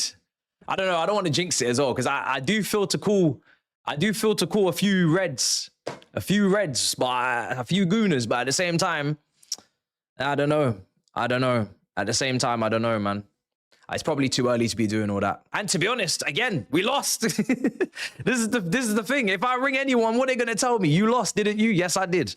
End of conversation. End of phone call. So what am I really even saying? There's nothing for me to say. This is the problem. When we don't do our job, this is the position we're put in. And you know what? I don't know if there's anybody else thinking like this, but again, the fact that Arsenal are losing this game, there's still 45 minutes to play after anyway. It's going to be half time in about a minute. The fact that they're losing this game, as much as it makes me happy, it makes me angry, because I just think, Chelsea, if you just won, capitalize on this. This is a tough away game for Arsenal. It was a tough away game for Liverpool. You're at home to Brighton. Capitalize. Win. But we didn't. So we haven't taken advantage of this. And it makes me angry. So it's mixed emotions. I'm angry. I'm a little bit happy with it, of course. But at the same time, I'm angry, because now I'm like, we didn't capitalize. We didn't take advantage. We maybe could have been ahead of them. I don't know the points difference. I'm not looking. But, you know, it's just annoying. It's just jarring, bro. That's why every game is just win. That's the only mentality to have. It's not, oh, look at last season when we played the same team and we got this many points against them and we got a draw this time. It's an improvement. I couldn't give a rat's bollocks. Do you know how much context has changed from last season? Do you know how many players we were meant to have signed that made us better? They have lost players potentially that made them worse. They may have lost a manager. So much variables have changed from whatever we did against the same opposition last season. That's why I don't never analyze how we did it last season against the same team, because it's so irrelevant. It's not even funny how irrelevant it is. It's so irrelevant. What are you doing for me now? What are you doing for me lately? That's all I'm interested in. Half-time. Newcastle 1, Arsenal 0. Newcastle 1, Arsenal 0. It's a great first half of football. Very entertaining for the neutral. Very entertaining for the haters. However, it's not done yet. I think Newcastle definitely could do with a second goal. I think they could definitely do with a second goal. Is Turkish still in the chat? That's a good question. That's a great question. Who asked such a question? John. That's a great question, John. Is Turkish LDN still in the chat? Because he was in the chat. He was in the chat maybe half an hour ago, 20 minutes ago, 15 minutes ago. Turkish, are you there? Are you in the chat? It's not even a mocking thing. It's just we just want to see if you are you there? Is he? No? Where is he? Because he was here. I don't know where he would have gone. The result yesterday didn't change. We still lost. So surely he's still in there laughing. Surely he's still in there laughing at me, sending in super chats. So surely nothing changed. No? Where art thou? Where art thou? Motherfuckers. Where art thou? Okay. Let's get the teams up because we need to talk about what potentially could be done in the second half to maintain this position for Newcastle United. The bench is as it is on screen for both teams, okay? So if we're going into a back five for Newcastle in the later stages of this game, you've got Kieran Trippier, you've got Lascelles, who I've not even seen much of in recent years. He's been so injury prone. Arts and Crafts is on the bench as well, another centre back. Elanga, I'm expecting a Elanga sub around maybe the 60-minute mark, maybe for Murphy, just re-energize the front three, bring in someone that's going to do all the hard yards, the tracking back, the counter-attacking, the counter-pressing. And then there's a few midfielders in there as well, but I don't know if you ever really want to change this midfield, especially against top teams. They're all really good at the job that they do. Barnes is an easy sub as well to come on for Gordon, and again just freshen the legs. So I think Newcastle they're pretty well equipped to defend a lead like this. They just need to stay concentrated, and they need to make sure that the set pieces are dealt with. I don't really want to be seeing Newcastle of all teams concede from a set piece. I can understand open play. I can understand something goes wrong. But set pieces has got to be bread and butter. When you got this many shit houses, this many guys over 6'2", you got to be dealing with the set pieces. I don't know if Arsenal fans are in the chat. Do you want a substitution to be made at halftime? Trossard did hit the post in that first half. Martinelli is obviously the one that could come in there. Max Dowman is on the bench. Mikel Merino's there as well. So is Norgard, Odegaard. And obviously the rest are defenders. You got a few injuries. Madueke's not there, so there's no instant impact there. Havertz is injured. Jesus is still injured. So there's a few players. I don't even know Odegaard's fitness situation. I don't know how many minutes he can even do. So maybe that limits you as well. There's not as much options on that bench as there usually would be. Wanyeri. Is Wanyeri injured? Wanyeri. No Wanyeri. I didn't even know. Oh. You'd put Martinelli in. Crystal Palace are unbeaten in 18, I believe, and second. It's crazy, bro. That's why I can chalk off that first game to a degree. And I'm still pissed because we could have won that. Andre Santos and Esteva at the end. Wanyeri, he must be injured. He'd be in the squad. Wissa's still injured. Jacob Ramsey, this guy's so injury prone. I was actually kind of looking forward to see what Jacob Ramsey brings to this Newcastle side. Probably just depth. But he's injured again. Fabian Schär's injured as well. Arsenal. I mean, on SofaScore, I don't see Wanyeri injured. Did I forget to type his name? Am I bugging? No, I'm not bugging. He's not on the bench. I don't know where Wanyeri is.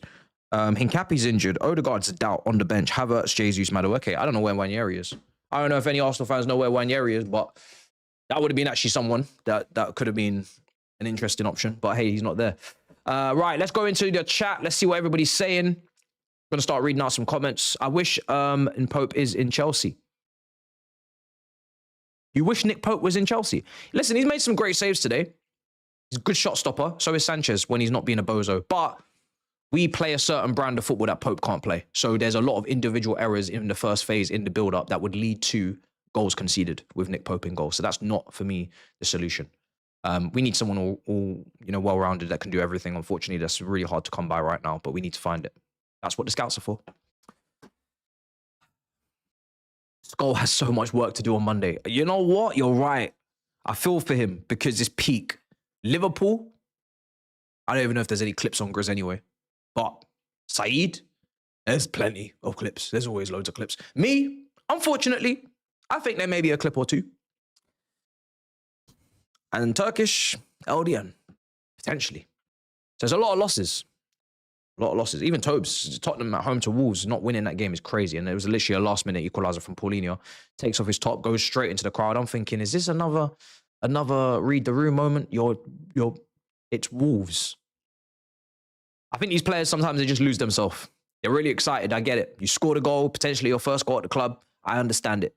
There's a lot of dopamine, a lot of endorphins kicking off inside you. You can't really control it. But it's Wolves at home. It's Wolves at home. You need to win the game. It's not a good point. Right. Ghosting. Bro didn't pay the internet bill after the goal. Welfare checks. Let's see how it all goes. Let's see how it all goes.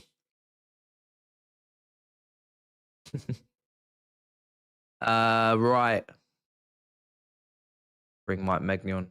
Well, I've seen, I mean, listen, I don't know who this new goalkeeper is at Manchester United because there doesn't seem to be getting much game time for Le Mans. And Bayern is awful, right? So I'm not saying, I mean, we shouldn't really be losing out on targets to Manchester United. But as I said in South Africa, when I did that video on the deck with the kitten, I said, no Maignan, no kittens, just kittens, right? How do we know we haven't annoyed him? How do we know that we haven't disrespected him? How do we know? This is a French international. This is a captain. The fees that we were putting in for this player was disrespectful. People were trying to make excuses to say, oh, AC Milan have done this to us in the past with a different sporting director, by the way, at AC Milan. Oh, they've done this to us, so now we need to do this to them. Hold on a second. What's the priority here? Is the priority getting the player? Is the priority getting the player in time so he can start to understand the way that we play out from the back? Is the priority getting the player so he can challenge Sanchez? So if he does have a bozo moment, we have adequate options available to us to actually choose from. God forbid if Sanchez actually got injured and we had to use Jorgensen on a longer term basis. Or is the priority trying to look good? And by the way, you're trying to look good, but you hand 55 million over to Gittins. You're trying to look good, but you don't negotiate with Manchester United for Garnacho, even though he's literally in the bomb squad. So what's all this looking good when you want to look good? Why don't you look, what picking and choosing when we go and look good? So I don't know if this player even wants to join us. I don't even know if we're front runners. I'm not thinking about it. We already fumbled the bag. If we get him in January, then cool. But he may go elsewhere. Just be prepared mentally for that. There's no reason as to why we are guaranteed to get this player. So let's see. He's also 30 years old, and that goes very much against the age model. So I'm also skeptical on that side of things as well. Even though a goalkeeper should not be judged as an outfield player age-wise, 30 is still very young for a keeper. But I'm not sure if that rule extends or changes for goalkeepers. I've not seen us do that yet. All of our goalkeepers have been young. Why was Voldemort not on anyone's radar? Chelsea could have used him. Look, let's be real. It's not like as if he slapped in 20 plus goals in the Bundesliga. He probably had just as much risk and just as much worry as the next man. These are all young strikers. These are all strikers that there's an element of risk. I didn't watch any of him, so I really couldn't comment at all. I saw a bit of Ikatike in the Europa League. I saw a little bit of what he was capable of. And I have a lot of faith in French forwards. I'll be real. There's a clear generational, of French forwards out there that play a certain way, and you could see the baby Isak kind of skill set and tendencies in his game. The only thing people were really worried about was the finishing, and I was prepared to take that risk because Jackson's such a bad finisher. We saw the miss for Bayern Munich against Werder Bremen. This brother gets a ball in behind, and I kid you not, for anyone who didn't see. For anyone who didn't see, I'm going to reenact this ball in behind. Hold on a second. The ball's coming across. Right? I'm going to need some space. I'm going to need some space, chat. Because even me, as a Jackson defender, even I'm appalled. So you know when I'm appalled, it's a problem. The ball's coming across.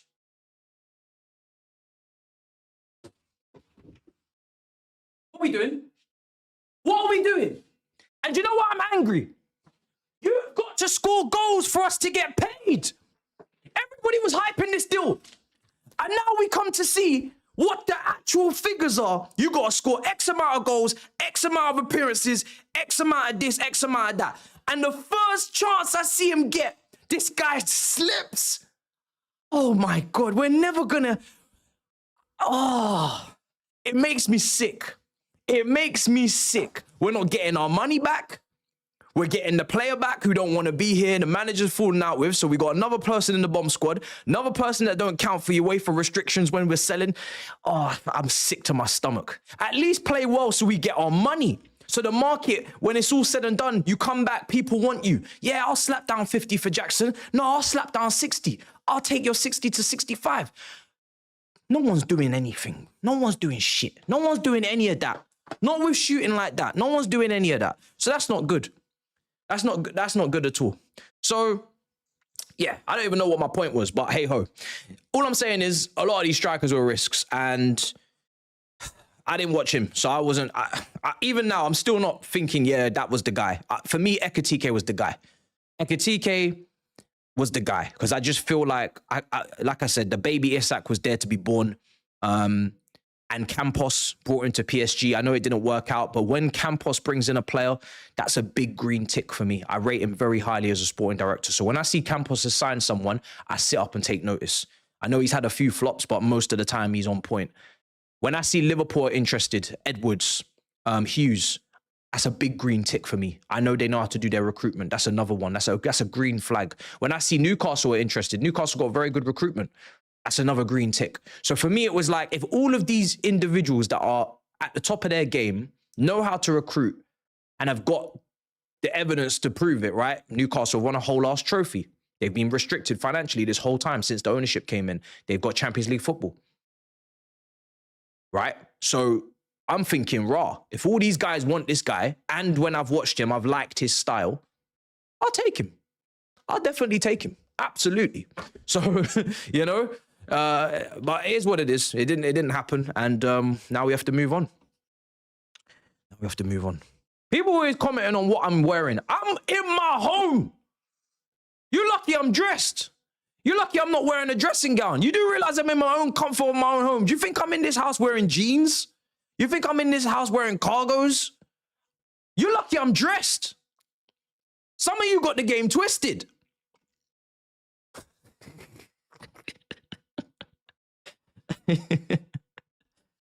Yo. All right, let's do this. Let's do this. I don't know why all my shorts are short, bro. Maybe my legs are too long. I don't know whose fault it is. It is what it is, though. I'm not really too fussed. I'm in my yard. All right, Campos got so many flops, but no one talks about them. Probably because he wins. When you win, bro, like when PSG do a treble, no one cares what, like, if you got a few wrong, that can happen. That's why you win. When you win, like, look, City done a 4-peat. No one really talks too much about Phillips. Calvin Phillips, whole flop right there. But when you win, bro, no one cares. It's only, look, losers explain and winners win. If you do 8 out of 10 good things, no one cares what the 2 things were if you won. Losers explain and winners win. I'm not trying to be a loser. All these explanations, oh, this is why this is the case. No one cares, bro. No one cares. It's nice context, of course. But at the end of the day, when Wikipedia is updating, no one cares. So just win. Stop yapping and start winning. That's always got to be the way. Otherwise, you're constantly every year just explaining. Bruh. Bruh. Please, not at my club. Saliba's come on. Second half's going to kick off.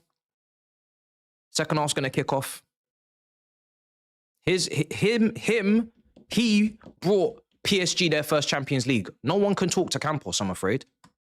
You know how long they've been trying to get that Champions League? He got them their first Champions League with Enrique, with their setup, with their... So let's not talk. A lot of people have gone in there and tried and failed. So whether you like it or not, that's success. That's success.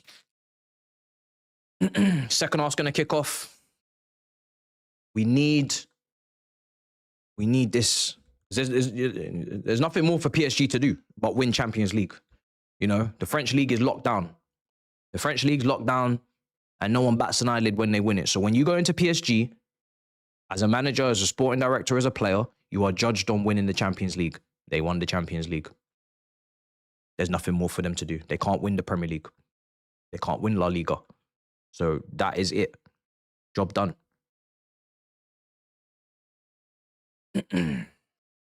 Second half's going to kick off.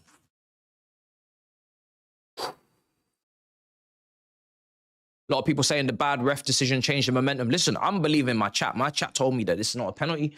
And so we move. Right, we've kicked off. I don't know if I'm completely on time, but I'm going to realign everything in a minute. Boy. Hopefully it's another great second half. Hopefully it's another great second half.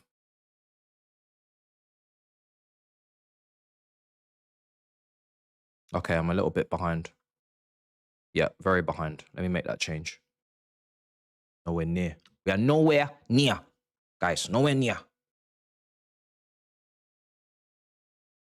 Would you guys be in favor of Amazon doc for Chelsea? I'm starting to think I want it, you know. Starting to think I want it. I want to see what's going on. I want to see what's going on. Might regret it, but hey. Oh, now I'm ahead. What am I doing? Yeah, the Amazon doc. People are like, no way. Are you mad? It's like you're basically airing out your dirty laundry, is what you're doing. Oh, I hear it. Don't want it. Chelsea wouldn't do it anyway. Exactly. They wouldn't. They wouldn't.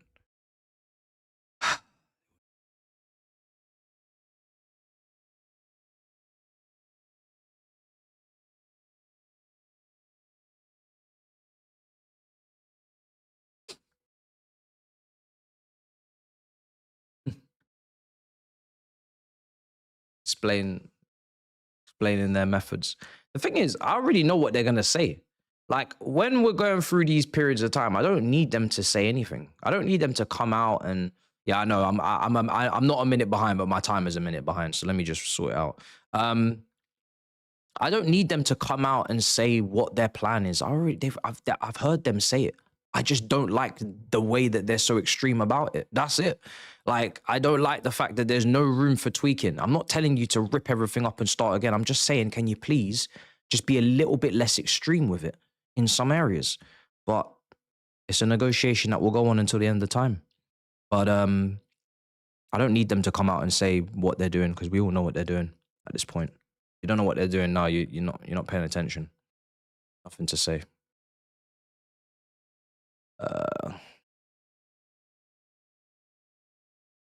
Right, we are.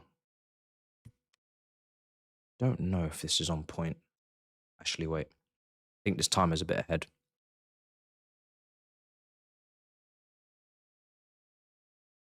Come on. Just need that second goal. Need that second goal.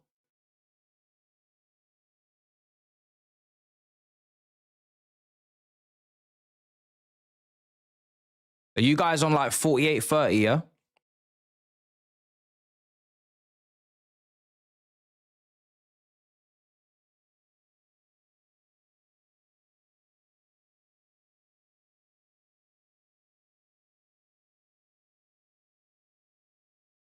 People are saying 1-1 incoming.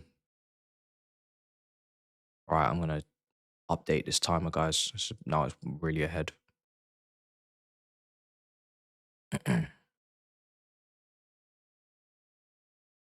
See, I need to try and sync this more because I feel like it's not. Should be. It's not. We'll get there, chat. We'll get there in the end. Now I'm a minute behind. It's fine. I'll get this timer at some point. About 50 minutes now.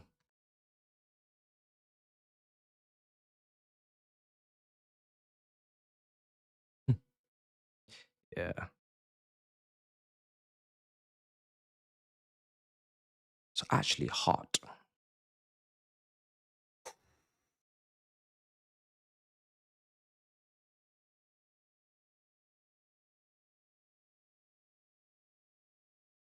Right, we're about to be on point with the timer.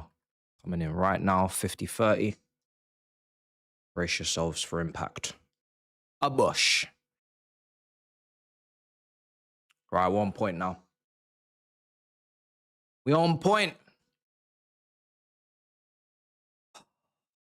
I really need Newcastle to hold on. I really do.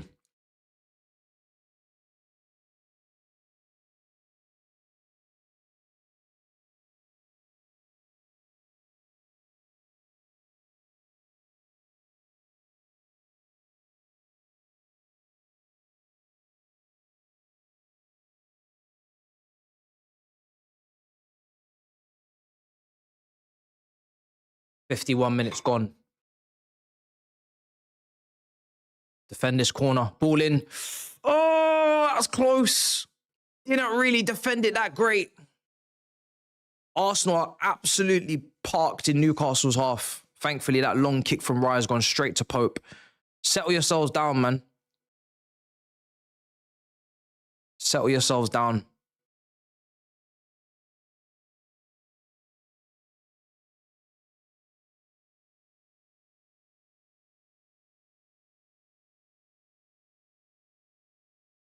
Here's Pope. Clears. Win that header. Competed. Again. Go on, Gordon. Lucky.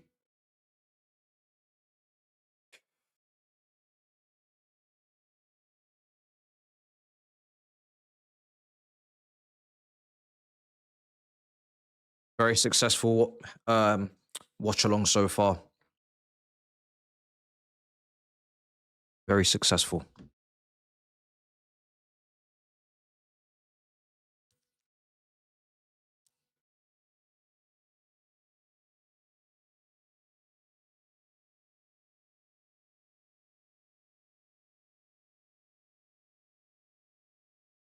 Eze, Saka.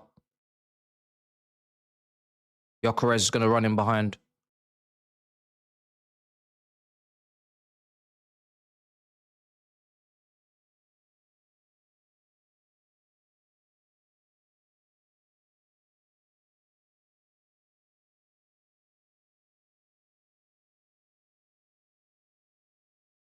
Here's Raya again. Gabriel. Come on, Newcastle. Just keep this press.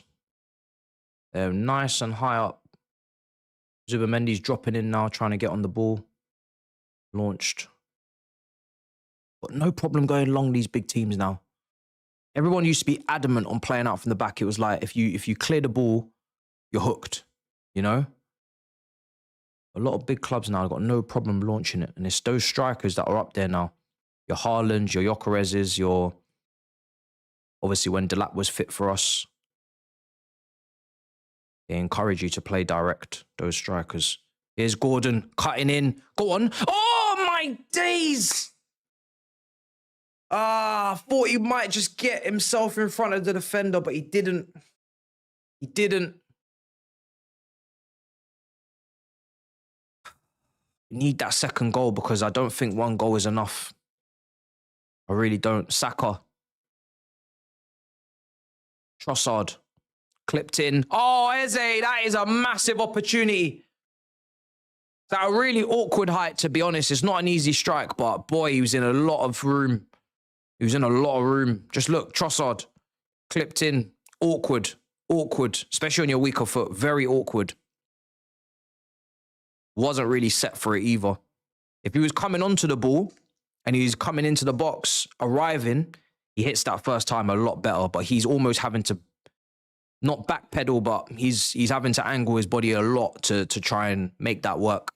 He's not running onto it. Not an easy chance. I'll be honest, it's not an easy chance.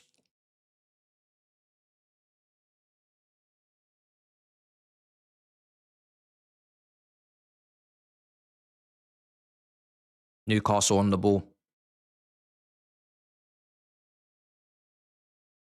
It's a free kick. Yellow card as well.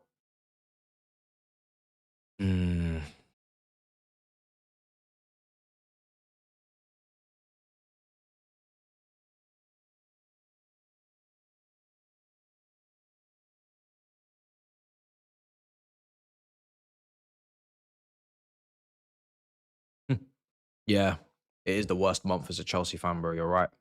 Been shocking. No wins this month. Right, free kick for Newcastle.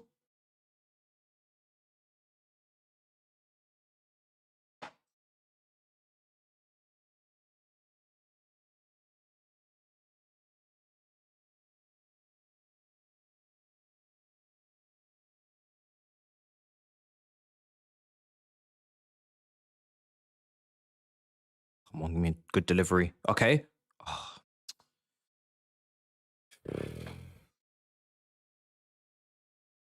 You're right. It's not Christmas period yet. Here's Gordon. Sizing up Saka. Bit of room. Oh, the chop. Oh! Could you know I've got a toe on that? Look at this ball in. It's a shot from Joe Linton, but just look at the guys in the box. Come commit to that, man. From the moment the ball's left his foot, you should be rushing towards goal. Why are you guys standing still? They're all ball watching. From the moment that's left his foot, a striker is moving forward in that instance. From the moment that ball leaves his foot, you guys should be running towards the goal just in case. Just in case. That's all it takes is someone to just follow that ball in and it's a tap-in once Raya's let it go. Someone should be following. Someone should be crashing that. Ball watching, man. Ball watching. He's taking the shot and they're watching the ball. You're part of the attack, you know. You are part of the attack. You're literally in the box. Why are you looking at the ball? Watching it go wide. You should be attacking it.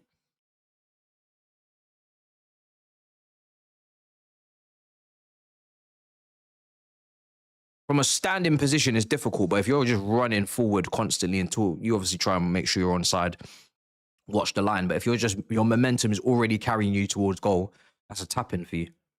But if you're standing still, waiting for the ball to get cut back and then that happens and you try and move again, it's too late. It's all happened too fast. Ball's going to be switched. Oh. Not comfortable with the one. Not comfortable with the one.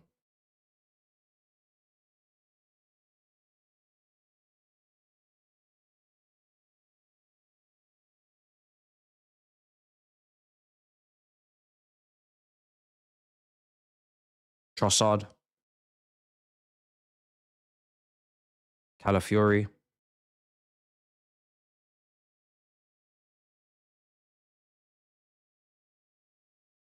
Zubimendi.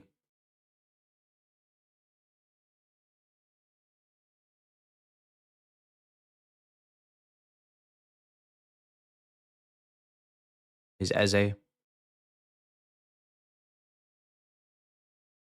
No. What a save. Days, this guy is having one of those games. I've seen him have one of these games before, and it's dark when he's having these games. Look at this save. That is a world-class save. Zubimendi just poked it into Timber. This is the thing. He can't move a muscle until Timber makes a connection with that ball. If he dives early, he's cooked. And he doesn't know what way Timber's going to head that. That's a world-class save. Oh, and it's hit over the bar. We might just be seeing a Pope masterclass. Is that Zinni? What the hell is he doing on the pitch? When did he come? No, that's Trossard. Oh, the Zinni's on loan at Nottingham Forest. Listen, Pope might just be having one of those days, guys. He really might just be having one of those days. Because this performance is proper. He's having an incredible day. He's made some massive saves. That's the best one so far for me. Because it's literally right in front. Right in front of goal for Timber. Look at that. 13 attempts for Arsenal to Newcastle's 5. 5 shots on target to Newcastle's 3. He has had work. He's had work today. Brilliant performance. Man in the match, maybe. Probably. Oh, shit. It's close.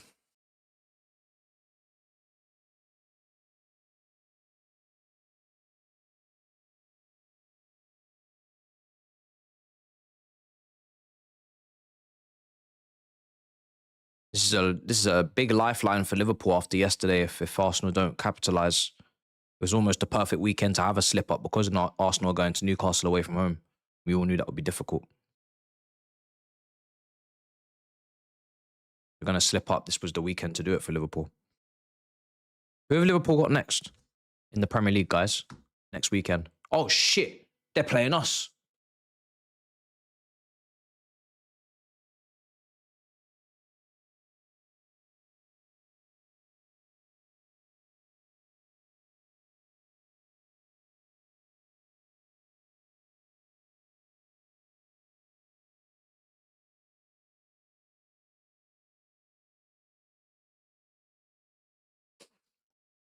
Shit.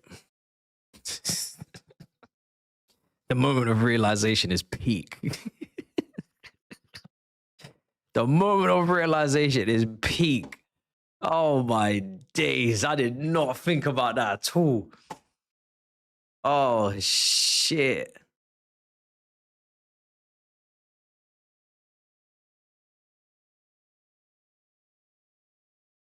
Oh my God.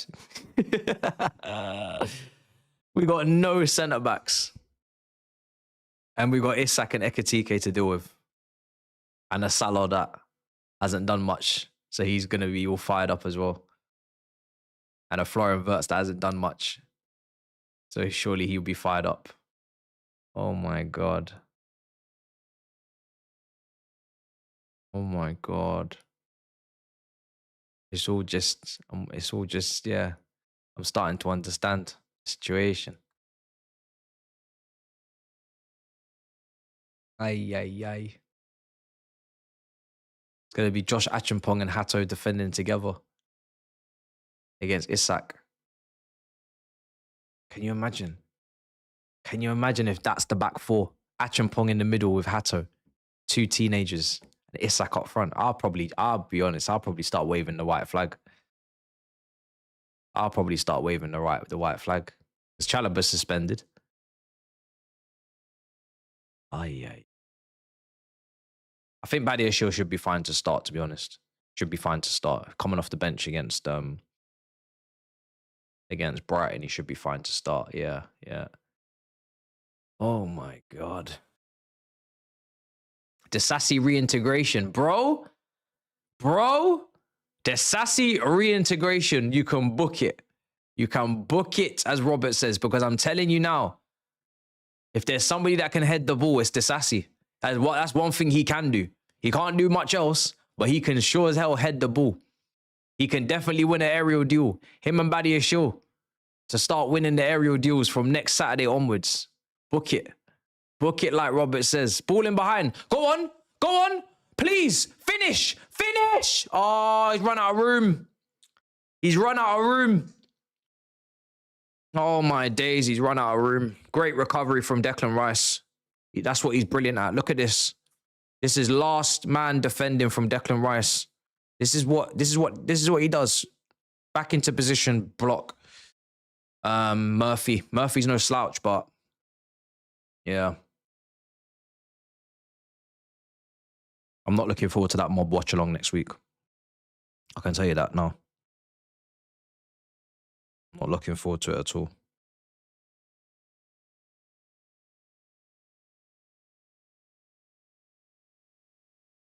Ball in, cleared. Need this second goal.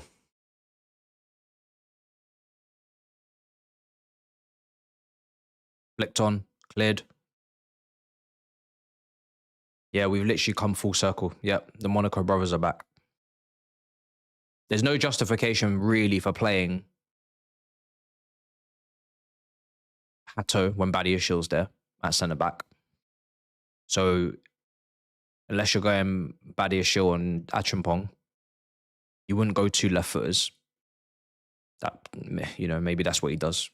Maybe he goes Badiashile, Achampong in the middle, and James on the right side. Unless one of these other guys come back like Tosin or something. But we have Benfica to play first anyway, so I don't foresee this being a fun weekend next weekend. But Gordon's coming off. Good shift on that left-hand side. He's going to come off. I'm sure Barnes is going to come on to replace him. Murphy's going to come off. Elanga will come on to replace him as well. Pretty standard expected sub, 65th minute. Freshen up the attack. Freshen up the tracking back, the counter press, the energy. Trippier's also coming on as well. I think it's 4 substitutions for Newcastle. 4. Eddie Howe's not wasting any time. Bringing on fresh legs. Voldemort coming off, the goal scorer. Oh, 3 subs. Is it 3 subs? Murphy, Gordon. Oh, he just changed the whole attack. I thought I saw Trippier on the sidelines, no? Oh, no, Trippier is coming on. Oh, shit. So it's not Barnes, it's Trippier. So They're going to a back five. Yeah, so they're going. I just assumed Barnes was coming on because I just thought that was a straight 1-for-1. But so it looks like back five for Newcastle. Trippier to go in for Gordon. Front two of Elanga. And I think their striker came on. Bench. 3 centre backs. They're going 5-5. They'll go 5-4-1, I think. They'll go 5-4-1. Maybe it goes into a 5-3-2. Maybe with Elanga, I don't know. Definitely a back five anyway. Not really sure who's going to take the left side of the tracking back duties because there's no left winger in this team.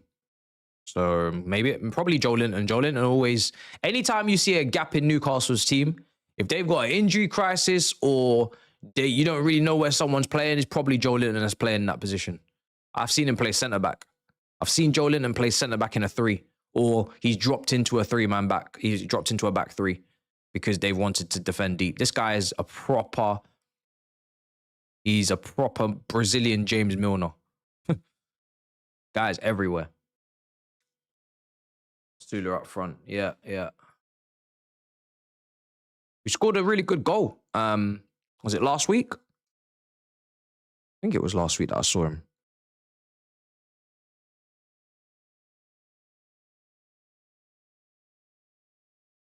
Was it against Bournemouth? No, it wasn't. No, it wasn't last week. Wait. Bradford. Oh, it was Bradford. It was Bradford in the cup. I was seeing the highlights. 4-1. Got 2 goals. Yeah. Ball over the top. Win the header. 22 minutes left. I wish it was 12. Timber, he's done brilliantly there. Yeah, Timber's done brilliantly. Saka, blocked. Oh, Gyökeres. Oh, taken off his feet immediately and cleared. Arsenal are frustrated. They're almost getting there, but not quite. Newcastle's defending is commendable as always. Like I said at halftime, when I said it maybe in the first half, when this team wants to defend, they are some of the best in the business. They know how to lock things down. Bodies on the line, positional awareness, smart decisions, not really too many brain farts most of the time in that back line. Pretty mature. Saka's coming off.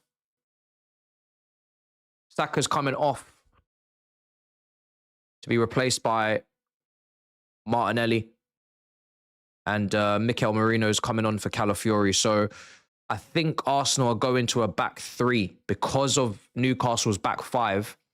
Arsenal have decided to go to a back 3. So it'll be Timber, Gabriel, Saliba as the back 3. Mikel Merino will go into the second striker position. And it will basically almost play as a front 2 of Gyökeres. Martinelli will go on the right with Trossard on the left. Or will it be the other way around? I don't know. But it's a back 3 for Arsenal because they know now that they've got a back 3 and they've got Zubimendi and Rice in front of that back 3. So there's not really any need to have four defenders anymore. So he's reacted to Newcastle's changes.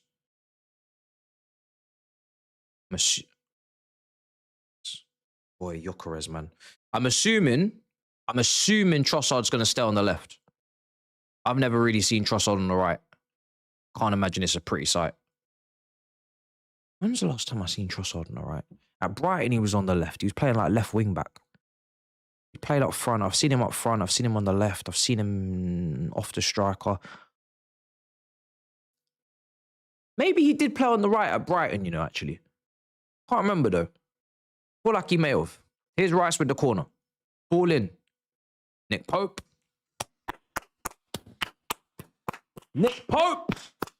This is a brilliant performance. Claiming crosses from Arsenal corners, boy. I can't tell you how important it is. Yeah, I'm not surprised to see Saka come off. There was no way he was going to really do a full 90 at Newcastle. It's one of the most physically demanding, most intense places to go in the Premier League, and he's just come back from injury. And now that Noni's out, they really can't afford to be seeing Saka out, even though Wanyeri, who's not on the bench, so I don't know, he must have a knock. Max Dowman, you don't want to take the piss with the injuries on the right wing. Yeah, Pope claiming these crosses is bringing a tear to my eye, man. It's beautiful to see. It's beautiful to see a goalkeeper doing these things. I'm starving. Barca will do another Romontandanda. Who are they playing? Obviously, we saw yesterday what happened in the Madrid derby. What's going on, Barca? Barca are 1-0 down at home to Real Sociedad. Is Yamal starting? He's back from injury. No, he's on the bench. They're keeping him warm. Dani Olmo's on the bench. This Ronnie or Rooney. Is he the Swedish wonder kid? I think I signed him on Football Manager, you know. I think everybody knows this Swedish wonder kid. He's playing on the right for Barcelona. I can't say his last name. I'm trying to. Yeah, I'm gonna butcher that. He's a wonder kid on Football Manager. I actually thought Tottenham would get him. Go on. Hey! Oh, I thought we were in. I thought we were in Newcastle. And we start the Nah. It's too early for that. Way too early for that. And to be honest, we only do the hums for Liverpool. We haven't really shared the hums around yet. This is the first Arsenal watch-along of the season. I don't really want to play with that. I don't mind doing it with Liverpool. Doing the hums with Arsenal is a lot of risk. And you do that with Arsenal, it backfires, and we're really going to feel a different level of pain. So I don't think I'll play that game with Arsenal. I don't think I'll do the hums. And I don't want them to score. So I don't really want to jinx it. Saeed will probably start doing it, but not me.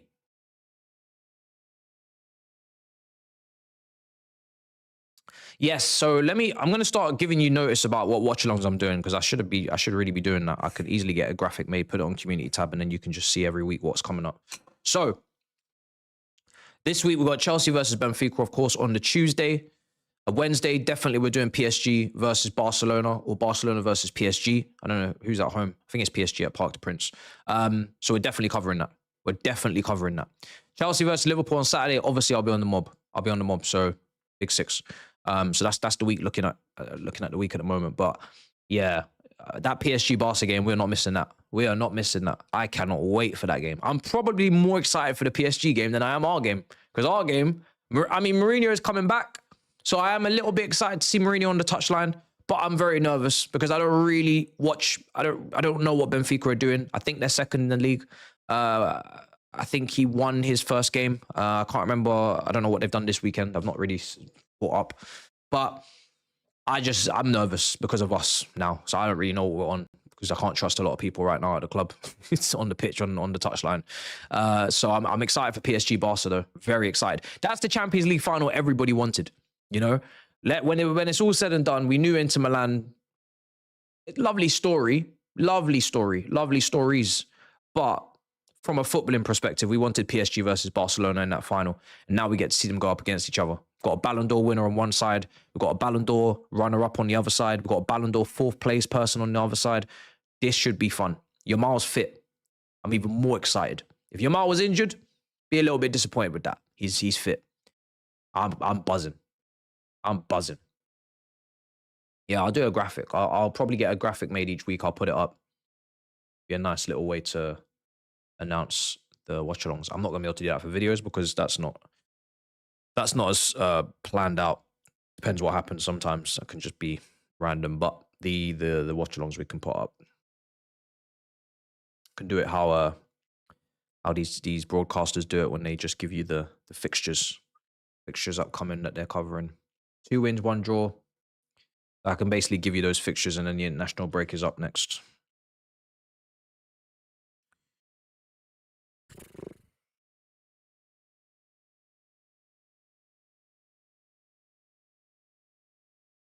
Bet this is an ACL. Oh, no. Yamal's on the bench. He just come back from injury. So should be fit to start, hopefully, against PSG. This is Livramento. He had a massive injury at Southampton as well. I hate to see it, man. Hate to see it. Livramento down. Being carried off on a stretcher. Such a good young player, man, but Big injuries. And actually, I think he'd been fit for quite a while now. Since his last big one. Or even more of a shame. Doing a good job today. So Lascelles comes on. Former captain, I think.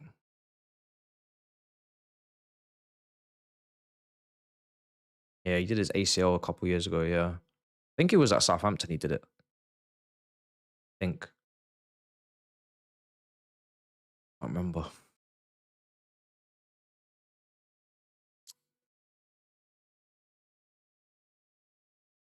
Right, Arsenal in possession, 77 minutes gone. I might be a bit greedy, but I don't really even think a point is going to make me smile. I need a loss for Arsenal. A point is not enough. They've still gained on Liverpool that way. I need a loss. I need a clear, definitive, decisive loss, an L on the record. I don't need a draw, a good point at Newcastle, a point gained on Liverpool. All of that chat starts, you know? Point gained. No. There's nothing. There's no. We need a loss. We need a straight L. 0 points. That's what's needed.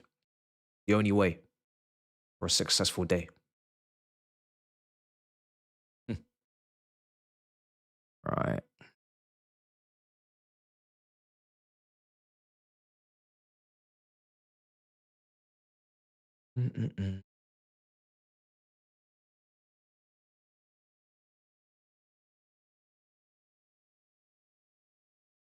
Boys, Castle, what you got for me?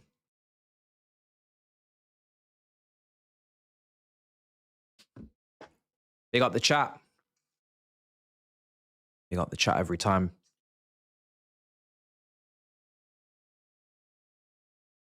Oh, unlucky.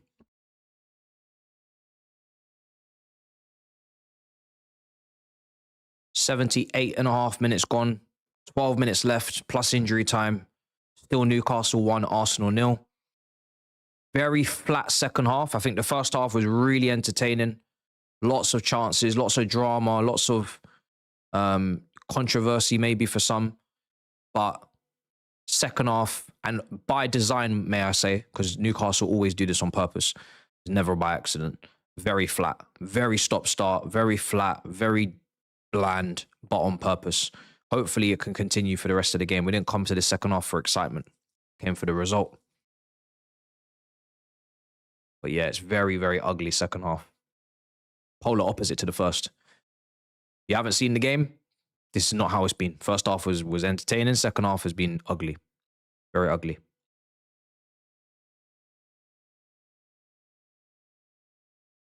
I can't believe Tottenham got the point. They could have had an L on their record as well, bro. It's crazy. Everybody could have been rocking him with L's. Can you imagine? Apart from Steve, everybody would have been rocking him with their own L. It's crazy. It's crazy, bro. Obviously, yeah, facts. No one cares about Tottenham anyway, but, you know, it would have just been funny. Headed away. It's offside, so he has to get back on.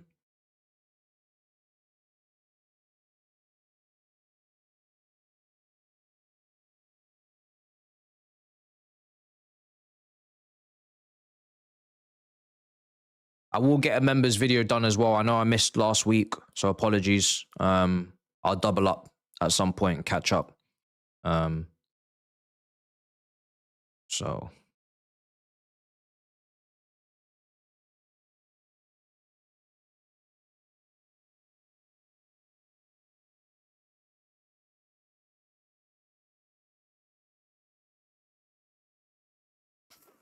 Pope, yo, Pope.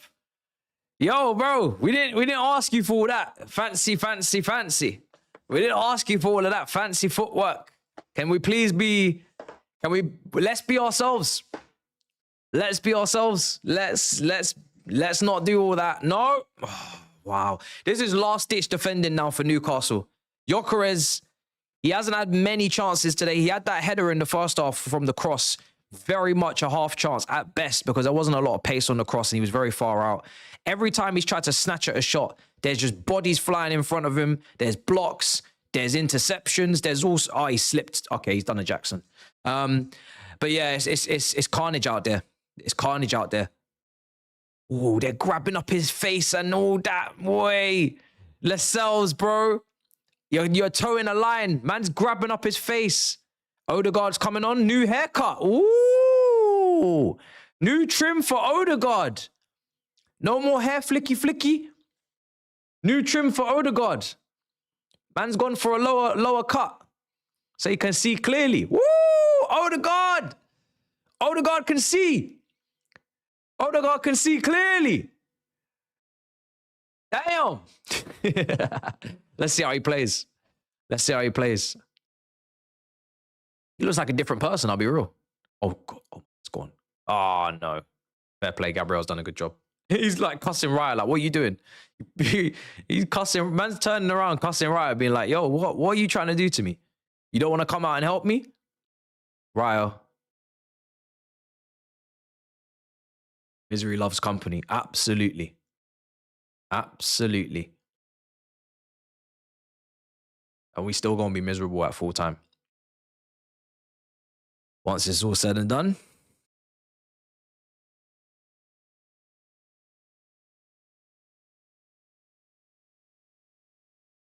We're only here for the Chelsea.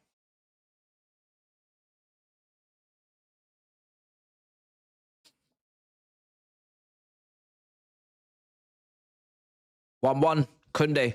Barcelona have equalised against Real Sociedad. I need to actually start tuning into Barca. We're going to have to play them at some point as well. I was looking forward to that a month ago. I'm not sure so more. I'm not so sure at the moment.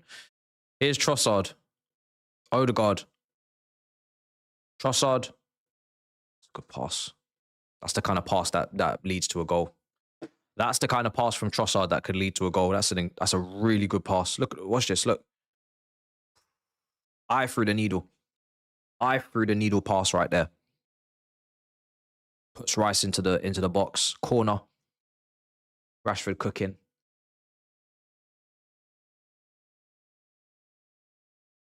Eze. Odegaard. Clipped in. Header. Oh, fuck! Oh, no! Oh, shit! It was so close to going wide. Oh, my God. What a header.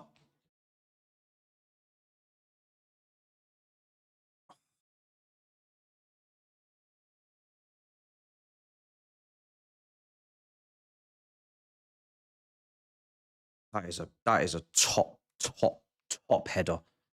Look at the state of it. That is top draw. Goalkeeper's getting nowhere near it, and he's been sensational today. Look at this header. Oh, my days. Off the post and in, the accuracy's insane. This is no fluke. This guy, yeah, this is no fluke with this guy. This guy is a proper super sub off the bench, get you a goal. He ain't a midfielder. He's masquerading as a midfielder. He's confused, is what he is. He ain't no midfielder. He ain't no midfielder. This guy is a striker. Him and Marcos Alonso, strikers. I don't know what these Spanish coaches are doing with these brothers, but they're very confused. They're very confused when they're training these brothers because they're not midfielders, they're not fullbacks, they're strikers. That is a striker if I've ever seen one. That is a striker. And I'm not even sure he's Spanish. I'm really not even sure if he's Spanish. Go on. Please. Chase that down. Come on. Yeah, get there. Yeah, get there, man. It's not over yet. It's not over yet. That brother's not Spanish. And he's not a midfielder. So whatever lies were told in the Basque region, they need to start telling the truth. Because he's not a midfielder and he's not Spanish. I refuse to hear it any longer. What are we talking? Penalty? Oh, hey ho! Oh, hey ho! Oh, hey ho! That's a penalty! That's a penalty if I've ever seen one! His arm is out! He blocked the ball! Hey! Is that Gabriel? Is that Gabriel Magalhaes? Who's that? Is that Gabriel at the crime scene again? For the second time in the game? Is this a penalty for Newcastle? Just as the Gooners were getting excited.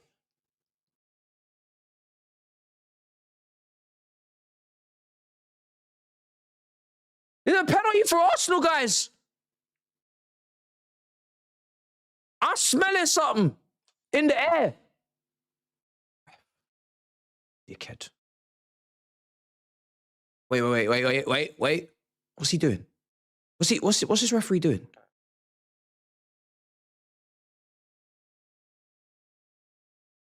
Dickhead. Excited. Dickhead. It's not a penalty.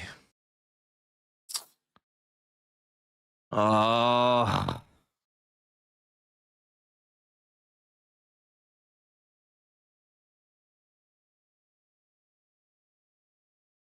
Oh, man. That would have been a fun one. He didn't give him a penalty early. He's like, I'm not giving him a penalty now. It's one each. He was saying it hit his shin, deflected off this, that, the third. Nobody wants to hear that. We just want to see a penalty. Oh, why would you do that? He's going to get booked.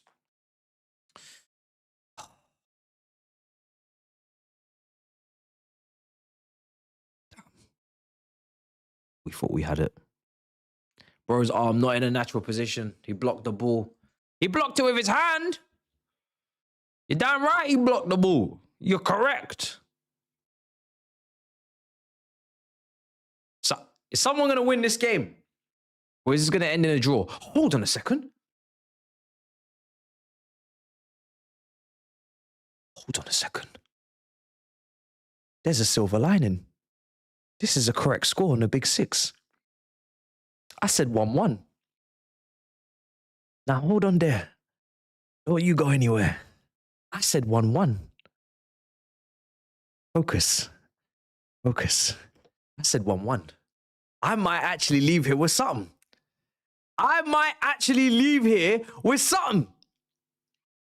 Okay. No, I said 1-1 because I wasn't on the show on Thursday. Eunice was on to take my place. I said 1-1. No one cares about your prediction. Okay, listen. Let me just make this very clear. I could have died this summer with the forfeit I had to do. So if you want to see this channel run for the next couple of years, you're going to need me to get them predictions correct because someone's going to lose their life. Have you seen these challenges? You think it's a joke?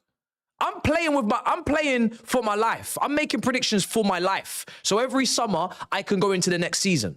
So I don't know what you're out here just passing it off like it's some light thing, like the forfeits or some food challenge or some. This is a life-threatening thing we're doing each season. So I don't know what you're on. One man got dashed out a plane. I got thrown off a cliff. And man's like, no one cares. Do you want to watch the content or do you don't care if I die? Is that what you're saying? You don't care if I die? You don't care if I die? Is that what we're saying, chat? We don't care if you die. Okay. Okay, no problem. You don't care if I die. Cool. I'll remember that. I'll note that down. Cool. No problem. My life doesn't mean nothing to you lot. Cool. If Newcastle score, we win. If it ends in a draw, I live. If Arsenal score, we lose. 8 minutes. Let's see what happens. 8 minutes. But I'll take this. I'll take this every day. It's been a bad weekend for predictions as well. No one predicted Liverpool to lose. No one predicted... Actually, wait, one person did. No one predicted Chelsea to lose at home to Brighton. And I didn't predict Man United to lose to Brentford, which was stupid. I should have predicted Brentford to win that game. So I need these points. I'll be honest. I need these points. Just watch someone else, mate, yeah? Mate, I've already risked my life once for this thing. I'm not doing it again. So yeah, unfortunately, someone else can have to risk their life. At least it's fair. I've risked my life once. Grizz has risked his life once. I think it's about time the others did it too. Yes, I do. If lives are going to be risked, I think mine should definitely not be risked again. I think I've done more than enough now. I think I've done 2 forfeits at this point. I've done 1 hot chip challenge and someone in America died from that thing. So again, I've risked my life twice. So yeah, I'm not on this. I'm not playing around. I'm not doing this again. Here's Eze. Eze's on the ball. Odegaard. Arsenal probing if this team bloody score. And we don't leave with anything. We don't leave with the prediction. We don't leave with the Newcastle win. We don't leave with nothing. This could get ugly. Oh, wait, hold on a second. What did Tobes predict?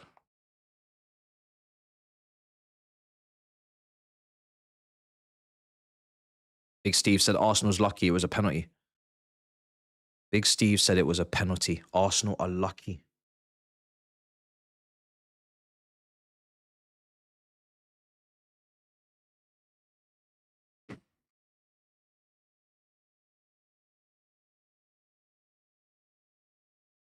Eight minutes of extra time. 6 minutes left.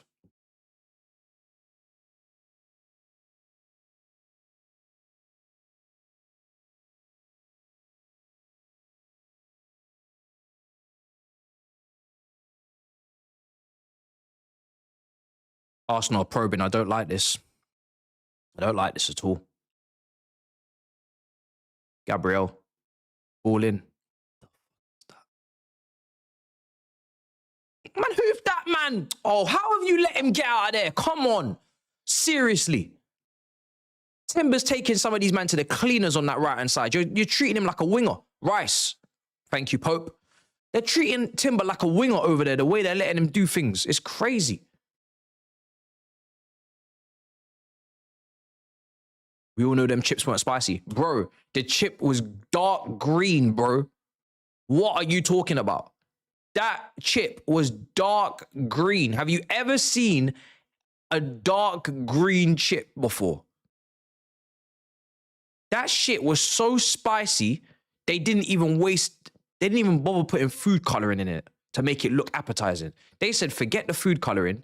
This thing is that bad. We want you to know it's that bad. We ain't even going to try and make it, bro.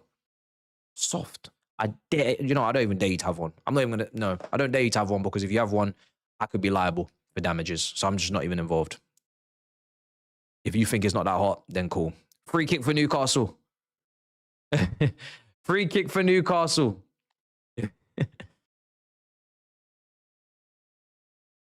Oh, go on. Oh, go on then. Go on. Ah, claimed. Arsenal are looking for the win. They're not sitting on this. They're also trying to start a counter. I think both teams kind of want to win. It's end to end. Lewis Skelly. Rice. Fuck. Oh, the God, don't pass like that, man. Fuck. Did you see that pass? What is Odegaard playing at? Look at the pass. Look. But, oh, it's beautiful. That is a proper pass. Thank goodness. Thank goodness the defending is on point. That is a mad pass. He just split the whole defense. Brilliant pass. Something I thought he may have lost in his locker. He actually managed to pull it off. That was Cesc Fabregas-esque, that pass. Thankfully, there's defending going on here. Rice, ball in. Oh, Pope again. Brilliant goalkeeping and snatched at the shot on the rebound, headed away. Come on, Newcastle. I need you to just hang in there for me. Hang in there. Go on, Pope. That pass was crazy. Pope! What are you doing? I just praised this guy, and the first thing he does is give the ball away. This guy is a clown. This guy, use your head. There's only 2.5 minutes left, bro. You're under the cosh. Why are you just launching it back into Arsenal's hands, giving them the ball back? I know you want to win, but can we use our brain? Oh, dear me. They tried to ask for a handball. No, ref, we didn't give the last one. We ain't giving this one. No handball there. Keep the game going on. Possession last 5 minutes, 90% Arsenal, and we got Pope launching it back into midfield like a dickhead. Oh! No! Fuck! You stupid fucking idiot! What did I tell you? I told you! Hold on to the ball! Time waste! Why the fuck did you launch it back into midfield, you donkey? Oh my God! You were having such a good game. You were playing so well. You were making saves. This corner happened because you gave them the ball back. Look what you've caused. Look what you've done. There was no need for this. Oh my God, they weren't going to score. They wasn't going to. Oh, it's fucking Gabriel of all people. It's Gabriel of all people. Fuck you. You fool. What have you done? Look at it. The one time you don't claim the corner. This guy's had a mare today. Oh my God, Pope. Oh, you absolute idiot. What have you done? What have you done? What have you done? How? We were almost there. It's the 97th minute. All you have to do is just relax the ball. Just hold on to it. Newcastle are famous for time wasting. You're famous. We build statues about you. We sing songs about you. Why would you not time waste? You had 90, you had 10% possession for the last 10 minutes, 10% possession. Why are you giving them the ball back? What are you doing? I had a correct score in the bank. This is a double homicide. I had a correct score in the fucking bank. You idiots. You absolute idiots. Don't scratch your chin. Don't scratch your chin, Eddie Howe. This is not a chin scratching moment. Did you not communicate to your players to stop fucking about with the ball? Stop bringing pressure back on themselves. What are we doing here? What are we actually doing here? What are we doing? Seriously. You lot have thrown this away. 1-1. Take it. Leave. Walk away. Move on to the next. No. No. Main character syndrome. No. Dramatics for no reason. I can't believe this. I'm double angry. I'm angry because Newcastle have done this and they've let Arsenal have these limbs. More importantly, I've lost a correct score over this. I've lost a correct score over this.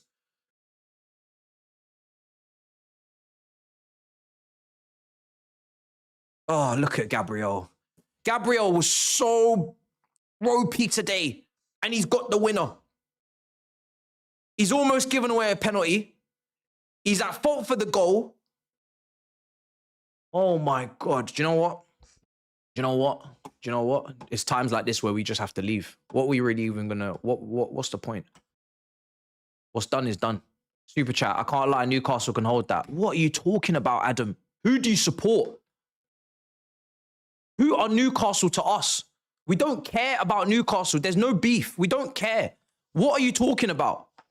What are you confused? Have someone hit you on the head? What do you mean hold that to Newcastle? What are you even talking about? Are you concussed?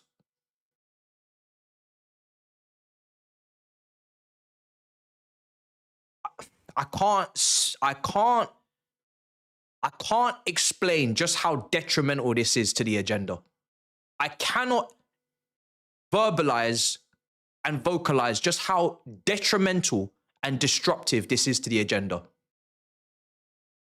This is affecting my livelihood next summer, potential forfeit. I could die. This is affecting the Premier League title race.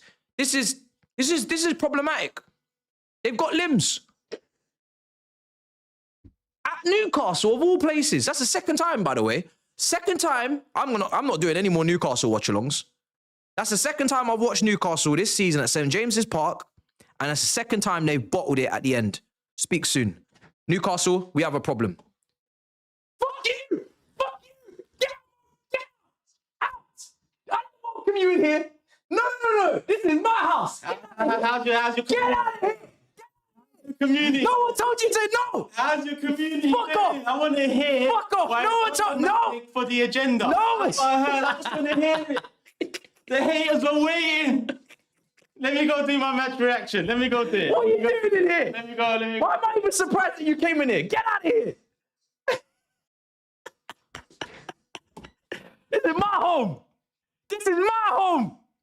You gonna need to you need a wrecking ball to take me out of here.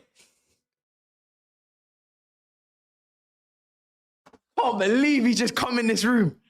You know, this is like my sanctuary. This is my home. Do you understand? Look at the map.